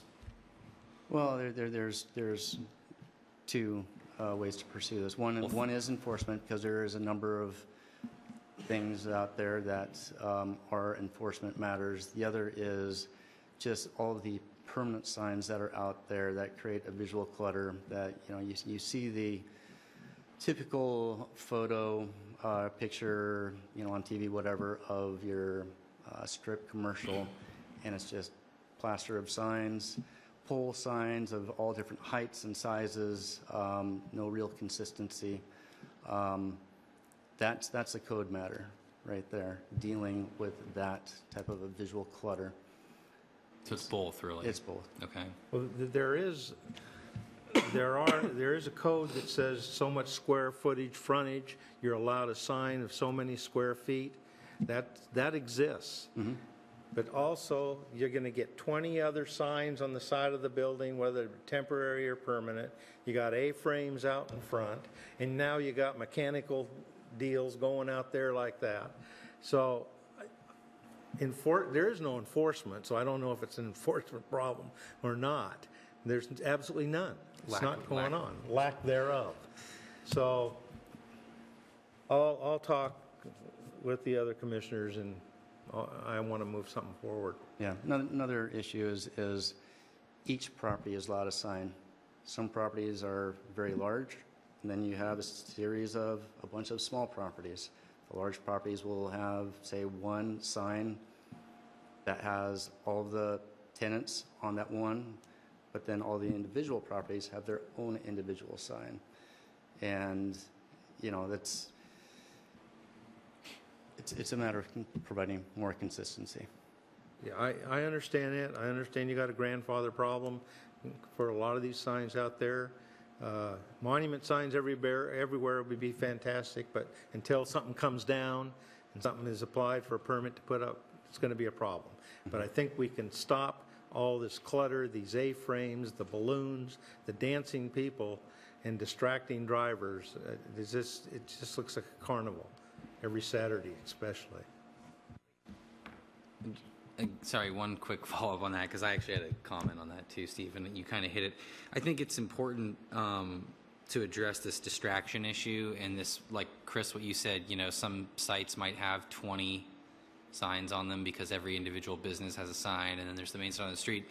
I actually wrote down kind of an opposite concern when I saw this, discourage signage as distracting to drivers. I'm concerned that there's going to be a push to limit electronic signage. I know there kind of already is a little bit of language in our code about that. And I'd like to just go on the record and suggest that that could actually be allowing electronic signage could be a solution to this problem. And I'm concerned that the city's going to take it the other way and try and discourage electronic signage. And the reason I say that is because if you have a single electronic board that can rotate through multiple tenants, you can eliminate the desire to have a giant sign with 20 names on it, which that's what you see on the guide. You see giant plastic signs with 20 names, and I think that looks really bad. And so I don't know where the city's going to go with it, but I would encourage you not to take that bullet and take that toward eliminating electronic signage. I know it can be distracting when there's like we have the animated ones, and I understand maybe limiting that, but I think that could be a solution. I've worked with commercial tenants before who own big complexes, and they want to have a single monument sign with a single reader board that they can sell rotations on. And I would hate to see the city push away from that kind of thing. It's also kind of like new technology, and we kind of need to be flexible to adopt new technology. And so anyway, just a little soapboxing about that particular issue. Does anybody else have a comment on the chapter? Tom? Yeah. Can we go back to page 4 for a minute? I don't know how many bullet points down there it is. It says encourage commercial activities such as sidewalk retail and outdoor dining. And yet the city center design standards and urban village design standards tell us to build to the property line. So are you saying that we take up half of the 10-foot sidewalk with dining or sidewalk retail? What I'm getting at is I chafe at the design standards as such. And in Europe, around lots of plazas, there are 4 or 5 story buildings that have basically a loggia, which is, well, let's do it like this. The building is here, the outdoor dining is here, and residential or commercial is up above, okay? Under the way that I read the design standards now, that would not be allowed in this city. And I see you've got two directives here that are butting heads. You want to encourage a lively streetscape, but you're telling us to put the building right at the property line so that there is no interaction between the public and the building other than looking through the window. So how am I supposed to, as an architect, how am I supposed to resolve this issue without coming in and kneecapping you guys? Yeah, no, so there is actually an allowance in the city center design standards for public spaces if they're intended to encourage public activity and interaction. And so there is an allowance in there for that. And so if you're designing a building with ground floor commercial, you can create a space between the building and the sidewalk that will effectively place make to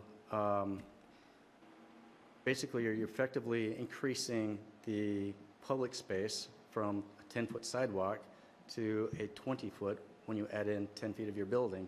So now how you design that to promote, greater social interaction, activity, or program that space, it's encouraged. So either you build the building up to the property line, it allows for sidewalk, retail, and dining, and if there's enough sidewalk available. And you see that through downtown where you have some narrow areas. Otherwise, there is an allowance to set the building back. Now I've got it on record. Thank you. You're welcome. Might it, Now go do it, please. might it be appropriate to expand that policy, maybe not, or that bullet, or add a bullet that encourages, where appropriate, use of the public space for those purposes? Because the other thing you see in Europe is buildings built to the property line, and then they're taking up half the sidewalk with cafe space. And we have these requirements in all of our urban villages and downtown core and all of our plans for really wide sidewalks. So, I mean, would it be appropriate to say encourage the use of, like where appropriate, the public space for those purposes? Or are you guys, city staff, you guys, not supportive of that concept?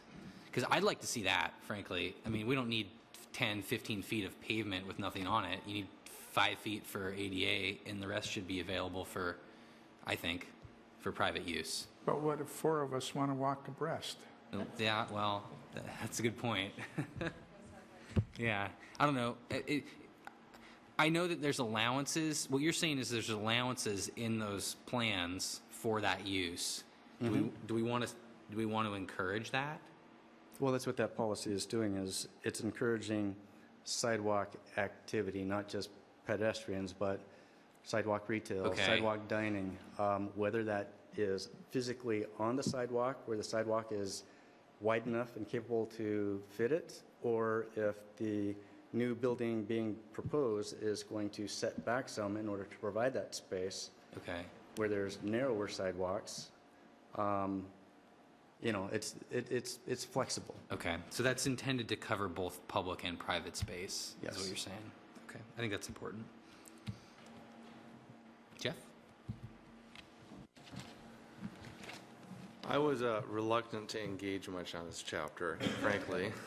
I think one of the themes I've seen over the past 6 years is through the downtown plan and through the Fairhaven is there's a philosophy that weaving greater layers of regulations, of design standards, of what are subjective design standards, as decided by planning staff, is a good thing and supports a vibrant community. And I actually have the opposing view, which is you want basic standards for public health and safety.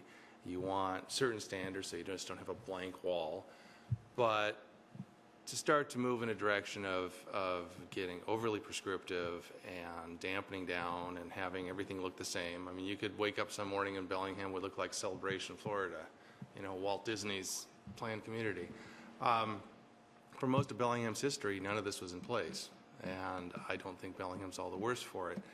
So I'm not going to go through line by line. This can be my swan song, but I would beg that there be some allowance in here that basically really attempts to accommodate development to some extent, for economic development, for creating jobs, for creating public spaces, for competing or getting the sort of vibrant community that I think we all want, and looking at different models from different communities and allow people to experiment and allow people to play with design and have some fun with design and not just keep weaving a tighter and tighter net.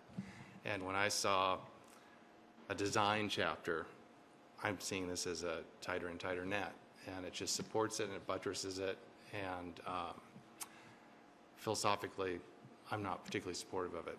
But I will just leave it at that because I don't want to waste everybody's time going through and trying to critique things. Yeah, Well, this isn't a new chapter.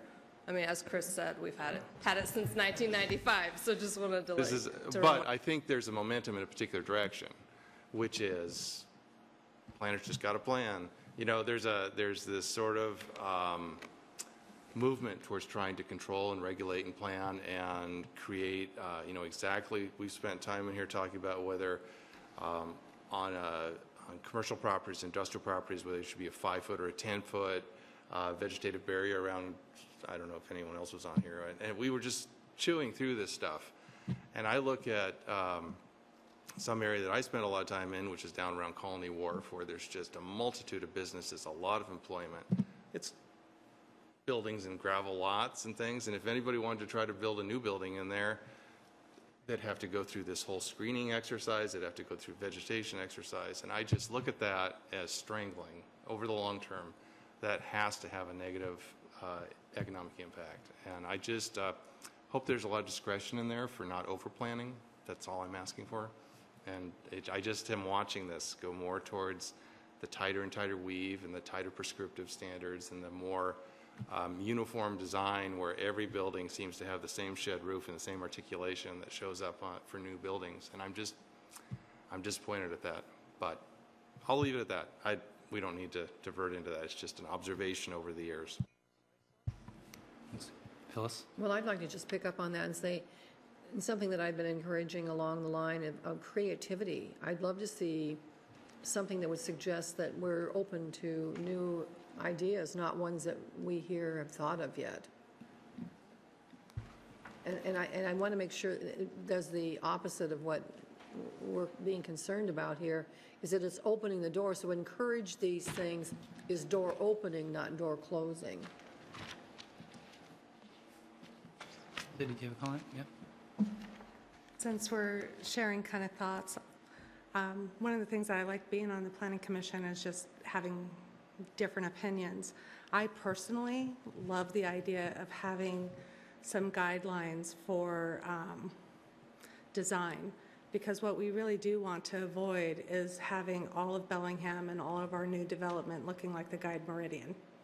Not that we want all buildings to look the same, but I really appreciate addressing, you know, the need to plant native species, because we really would like to assist the environment to not introduce non-native species. So I think having some of those kind of guidelines for when people are going to be looking to what we would prefer as a community, I think certain little things like that are important to have, and it doesn't necessarily fit in other chapters. I mean, it's lost if it's in the environmental chapter. I really appreciated seeing the solar access, because I think of that homeowner over in Birchwood who had some big building built, so now that her backyard doesn't have sun, and she spoke at county and city and here, and very moving what she's experiencing, and so that's something that's new in here. So it's nice to be able to have something to refer back to say, does this really fit the goals that we have as a shared community? So, and I think it does allow, if someone comes up with something innovative and something creative, to be able to go to the planning department and work and say, this is what I want, and you know, we have some broad stroke goals for it. But personally, I liked a lot of the comments in here and some of the additions, and I highlighted a lot of things that I thought that spoke to me, that I was really happy to see. So personally, I'm kind of glad that there is a design chapter, but I also recognize and acknowledge the concern of not wanting to put such a tight net over that development doesn't happen. The hope is that any developer going to the planning department with a great plan that's going to benefit the community, benefit the neighborhood, that our planning staff are going to be able to sit down with them and find a way to make their dreams and their goals happen within what our guidelines are here. And if not, they can always go through whatever the process is to do something that is not necessarily in the plan. It might take a little longer, but I just personally wanted to thank you. I thought that the introduction to this, I realized that it wasn't necessarily just written for today, but when I read the introduction section of this chapter, it was just, I thought it was wonderfully written and inspirational if I was a developer.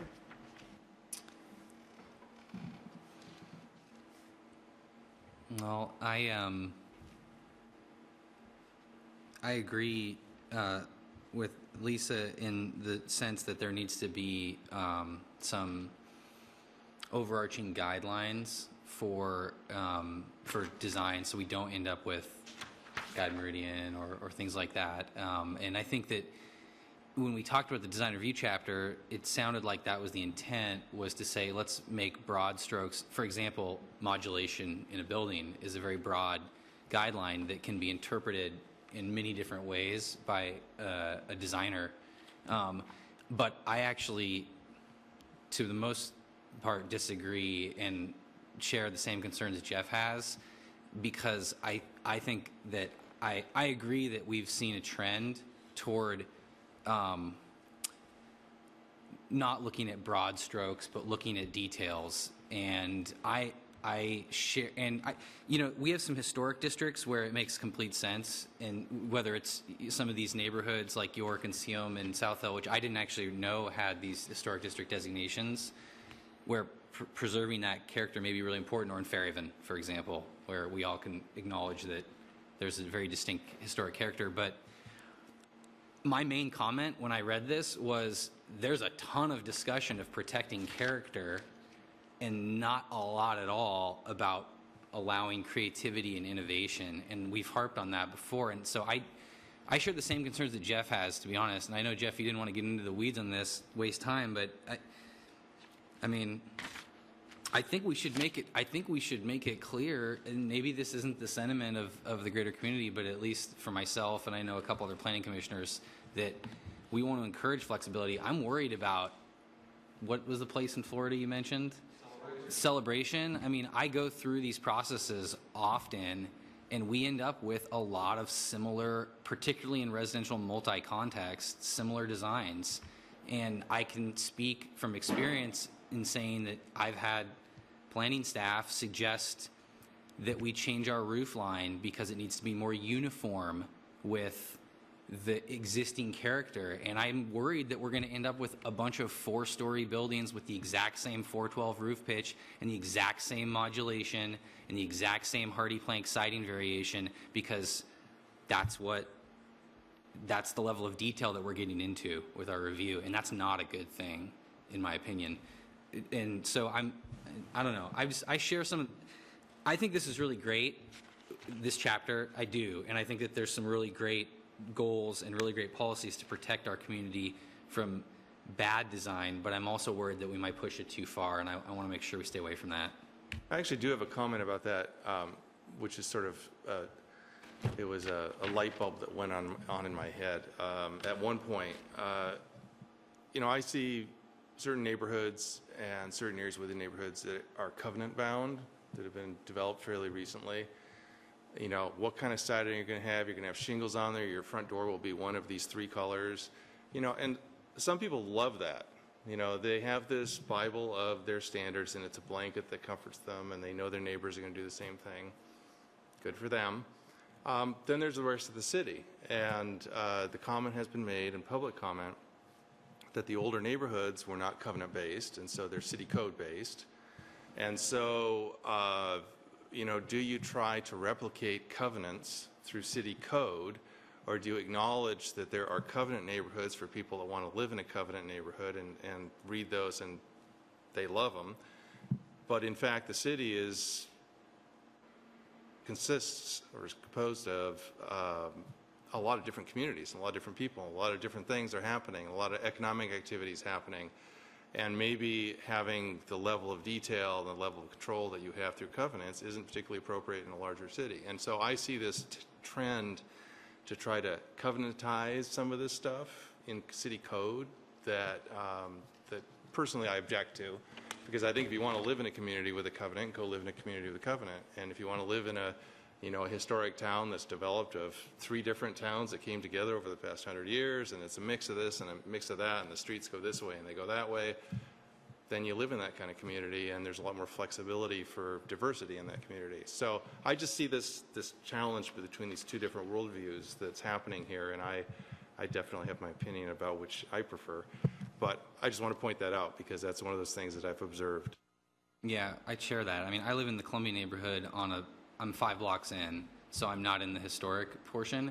And I think my block is the coolest because on my block there are 2 mill worker houses. There's 3 1940s cottages, 800 square foot cottages. There's 2 turn of the century, like Elizabethan style homes. There's a couple Victorian style homes. There's a craftsman house, and there's a multifamily apartment that was built in like the 60s that's stucco. And I'm with you on this. I feel like variety is a good thing, and as long as we respect those big block issues like height and bulk and mass, we should be trying to provide as much creativity and flexibility. And I know that that's not a consistently shared view amongst the community, but I think it's worth voicing.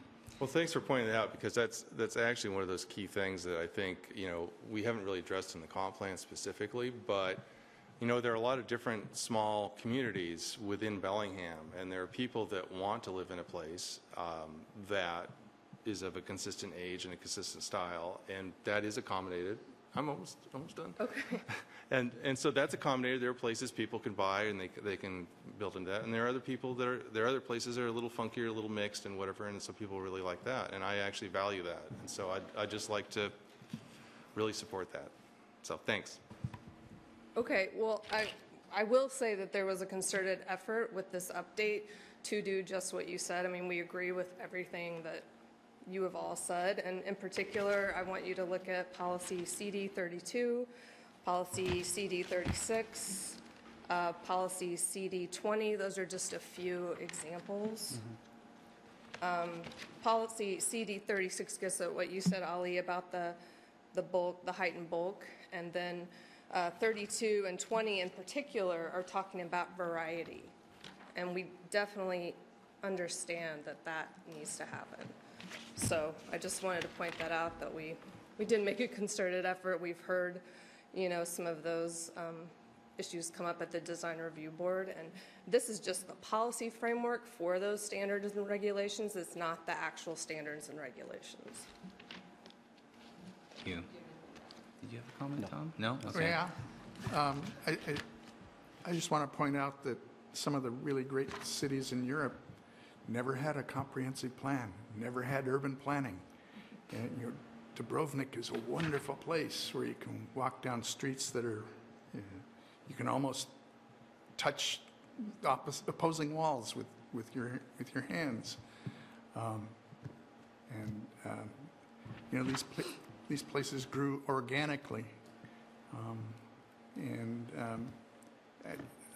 Again, I'm worried that we as a community are moving towards homogenization, and you lose a little bit of life when you do that. Well, if I can, I'll just throw it out there that staff has made an observation that as a project gets approved, other developers see that that's been approved, and when it comes to their turn to develop something, they just say, design that, obviously it's been approved once, it'll be approved again. And so you're seeing a lot of repetition out there, unfortunately. We do encourage creativity and diversity, but sometimes developers just, if they see what's been approved, that's all they want. Yeah. We can't make them do something different if it meets the design standards.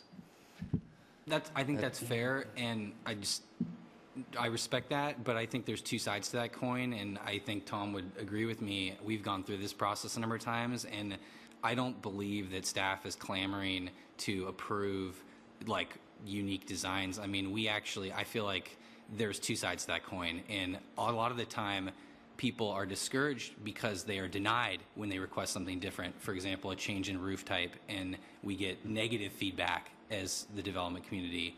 And so then the developer isn't necessarily saying he's saying that got approved, do that, because he knows that that is going to get approved, and he might want to do something really unique, but he knows that that's going to get denied, and he can't waste 4 months fighting about a denial. So I think you have to be fair in this, and I know that we're kind of harping on you guys a little bit, but the facts are facts, and I think that it's a balance. It's about a balance. We have to protect certain things, but we also have to provide opportunity. And and maybe Lisa's right, the policies are here, and it's the implementation that sometimes doesn't shake out.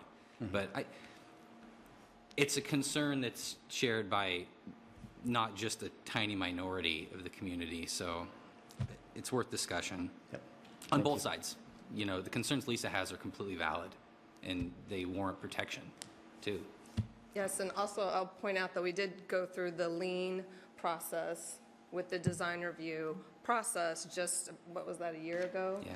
Yes. Where we did a multi-day sort of intensive review with staff and outside experts. And we have made some improvements to the process, but we also recognized that there is additional work to do.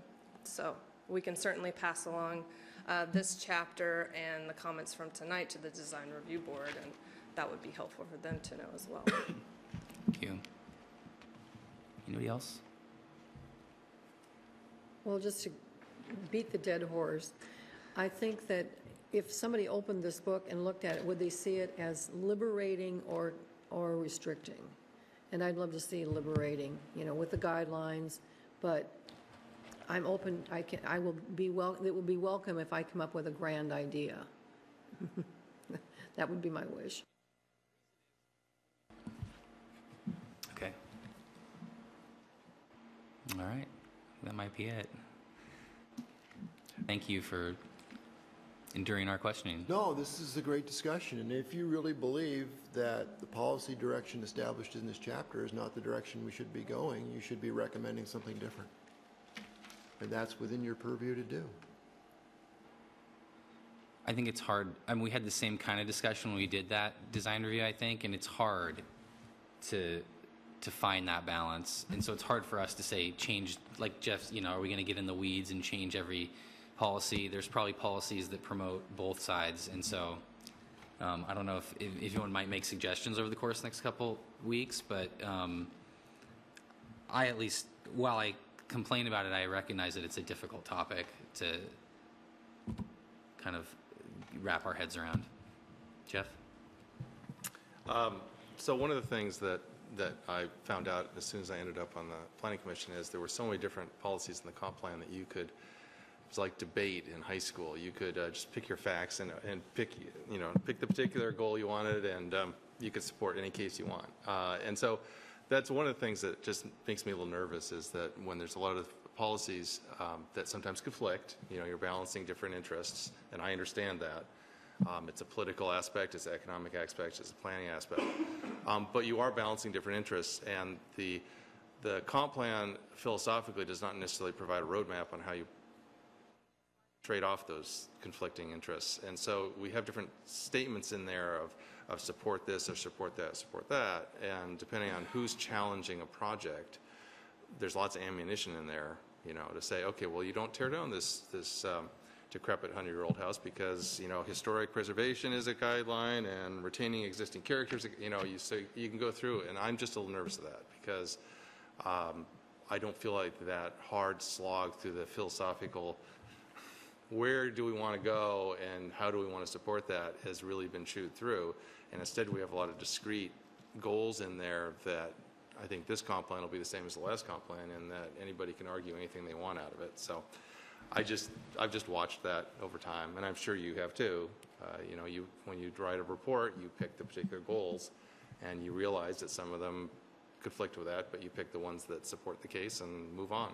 So that's just one of those things that is a little worrisome over time. All right. Lisa? You look like you want to say something. Again, just probably a counterpoint. For when someone brings a project forward, I realize that there's either the developer, architect, the landowner, or members of the community they do come forward and they will pick out parts that support an opinion, and that's just part of logical argument. But I think regardless of which side or what you're choosing to provide, it's good to have a supportive mix of both viewpoints. And then it's up to the Planning Commission and the folks who are reviewing that to decide based on the merits of the project, basically what the outcome is going to be. If we sway everything so that it's all pro-development and you can do whatever you want because you think it's creative, then that doesn't necessarily fit another segment of the community. So I think it's important that the comp plan represents multiple different views so that people can look to it as a guidance of where the city viewpoint is. And what it really comes down to is what the project is, and then how that's going to go forward, and whether or not it has to be adjusted in order to maybe make it a better project. I think that should be our overall plan of what we come out of the comp plan, is being able to support all viewpoints and opinions and goals and opportunities versus just not having much guidelines in there. So again, you know, I can totally understand from a development or you know, the development side of a community looking towards one thing, but then there's other members, whether they're the environmentalist or whether they're the homeowner or the business person, everyone has a different lens. And so I just want to make sure that we don't have, and I don't want a 50-50 mix, because there's so many different constituents that look to this, that we need to make sure that there's components within this that will represent all of those different viewpoints. So when a huge plan does come forward, people will be able to look to this and be able to say, there is a vision that I agree with, and now I'm going to speak to that, whether it's to planning or city council, and then let that body make the decision whether or not what really fits, and then go forward from there. So I do appreciate, but I do also understand we don't want to sway it one side or the other. And I personally don't want to hinder the ability for future development, and definitely I don't want to hinder the ability for creative development, because that does make Bellingham a great community. And I don't want to see everything look exactly the same, but just my 2 cents. Sure. All right, this has been good discussion. Thank you. I think it's good to get all the viewpoints out. So, does anybody else has anything else to add? I think we've kind of gone through that pretty thoroughly.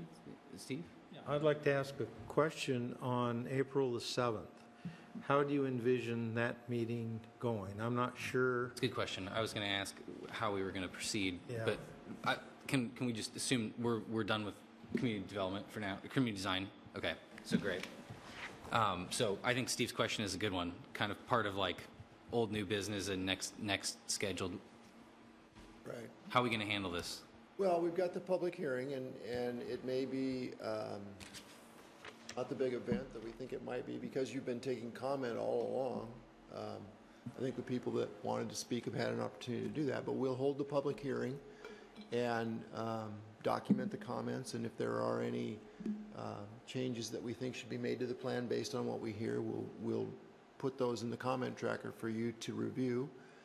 We'll have the 2 work sessions where you can go through and check all the suggested changes or the issues that you wanted to spend more time on. Excuse me. And we'll do that at the work sessions. Go through the list of the changes that you guys have talked about, suggested. You'll see our staff responses to those suggestions. We can talk about those in detail if you'd like. Hopefully winding up with a recommendation for the plan, and then a list of your recommended changes, whatever they end up being. Wrap that up on the 21st. That's the way we envisioned it. If you think something different would work better, let us know. I'm glad that you provided an opportunity for a work session on the 14th. I was a little nervous that we'd have a public hearing, and your expectation would be that we run right through it all after that. And if we get a lot of commenters, we might not have a very long work session. So I appreciate that. And I'm assuming if we don't get a lot of public comment for whatever reason, we could spend the majority of the 7th kind of work sessioning. Will staff be bringing? Yeah, we'll be ready. At that point, you'll be ready with a kind of Yeah, we'll be ready. here's all the changes we've kind of worked through. Does that kind of answer the question? Yeah, I was just confused how we were going to go about that on the 7th.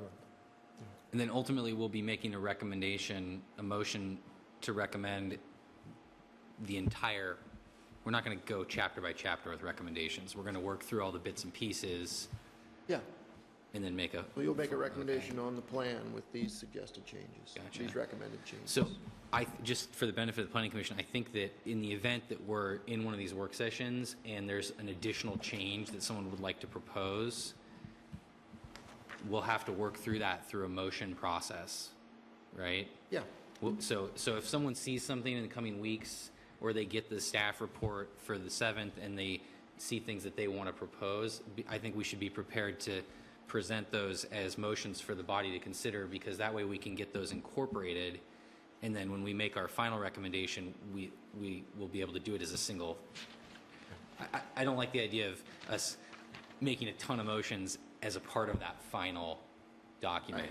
You know what I mean? So it would be better for us to try and incorporate, that might happen, but it would be better for us to try and incorporate any additional recommendations during our work session. We can do that, right? We could make motions, say Lisa says, I want to add this language, just as an example, and we could have a discussion and motion on it, and then it would be incorporated. Yeah. Okay. So just something to think about if you're thinking and making changes. Tom? I've got a question for staff. This chapter is not required. The economic chapter is not required. The parks chapter is not required. What chapters are actually required by the GMA to be in the comp plan? land use, transportation, housing, capital facilities, and utilities. What am I forgetting? I think that's it. Okay. But ours is better because it has more. Yes. Yeah, I understand that. I just, because believe it or not, I haven't memorized the GMA and I don't read the WAC or any of that, so. Are we special, or do you find that most cities No, in the most state incorporate these chapters? Most cities have those chapters. Yeah. And most cities, I mean, now you're seeing that they're adding more elements like health as a standalone, or happiness, I mean, well-being, well-being and health, happiness. There's no like- limit, though. You could make up a topic and have a chapter on it. Whatever you'd like, and I mean, like, look at Seattle's, for example. There's all sorts of different sections that are different and interesting. So. Interesting. Jeff? Are we going to get a new single copy of the plan in preparation for the meeting, or are we going to be referencing just changes to the existing document sets we have all in one package of changes? Yeah, so you'll have the comment tracker, which has all of your suggested changes in the staff response. And then I think we may have a list of the changes that you've talked about. But the plan will stay, I mean, we're not going to go in and redline the plan. We'll have the plan as it was originally proposed, with the document that shows all of the changes that you have suggested or talked about to this point. And then once the document goes to council, we'll have to decide at that point whether we want to do a red line version or whether we want to keep the plan as staff proposed it with a separate document that shows all the changes that the commission has recommended. So it would be to our benefit to bring all of our kind of staff packets from all the past chapter sessions, because that will constitute kind of a complete, that in conjunction with the comment tracker will constitute that. Yeah. Find all those chapters. And if we can't find them, I'm sure Heather would be kind enough to There should give be us a copy. There should be 5 packets that you Yeah, I have. think there's 2 are 5. yellow and 3 are green. Yeah. So Let us know if you need one. the comment tracker and the other aspects, I know we've been getting some of these before the meeting, but it may be that things have changed. Are we going to get one, like, copy of that sent to us, a hard copy? Because I know there's, like, the emails that we can look through, but I didn't know if we would get a consolidated comment tracker through the mail so that we can utilize that based on section, or do I need to go through all my emails and print them out myself. So, yeah, I mean, I've updated the comment trackers up until what happened tonight. So it's sort of a quick turnaround for next Thursday, so I'm going to try to work really hard tomorrow. There weren't a whole lot of specific changes that I heard, and there weren't a lot of public testimony. There wasn't a lot of public testimony tonight, so I should be able to do it pretty quickly. And so we can email you the most recent versions. We can also get them to you, hard copies to you before next Thursday of the trackers. Is that what you want? And those are going to address public comment too, right? Yes, there's one tracker for public comments and one for planning commission. I missed the last two meetings, and at the meeting before that, I had made a suggestion that we not address all the public comment, and I made that purely based on worrying about staff timing. But I don't know if this might have been addressed while I was gone, but my understanding is that you guys internally determined that you had the time and it was appropriate to do that? Yes, we have all the time in the world. So I want to apologize because I made that suggestion on that basis, and then I understand that maybe we went back to that, and I think that's a good thing if we can do it. So I'm glad that, and maybe this got addressed at the next meeting when I was gone, but I'm glad that we're able to do that. Yeah, I mean, the public comment tracker includes letters, emails, and then anybody who came and spoke at the meeting. Oh, it was an oral question. Yes. That's what it was. Yeah, and you're we're adding including that. the verbal testimony as well, and it's not that we have a lot of time to do it. It's just we think it's really important, so we're prioritizing it. Good. Okay. Anything else? I don't think so. All right. Thank you very much. Thanks. Oh, sorry, Steve. Just a reminder, there's a sub-committee meeting, Shoreline, on the 7th, 5:30 in this room. And so we'll probably hear a report. Be here. Are you providing the pizza? No. On the 7th, I'm not. No, we've got Tom and myself. That'll be a quorum then. And so we'll hear a report after that, I'm assuming, from you? I'll give a report, yes. Excellent. Okay. Thanks, everybody.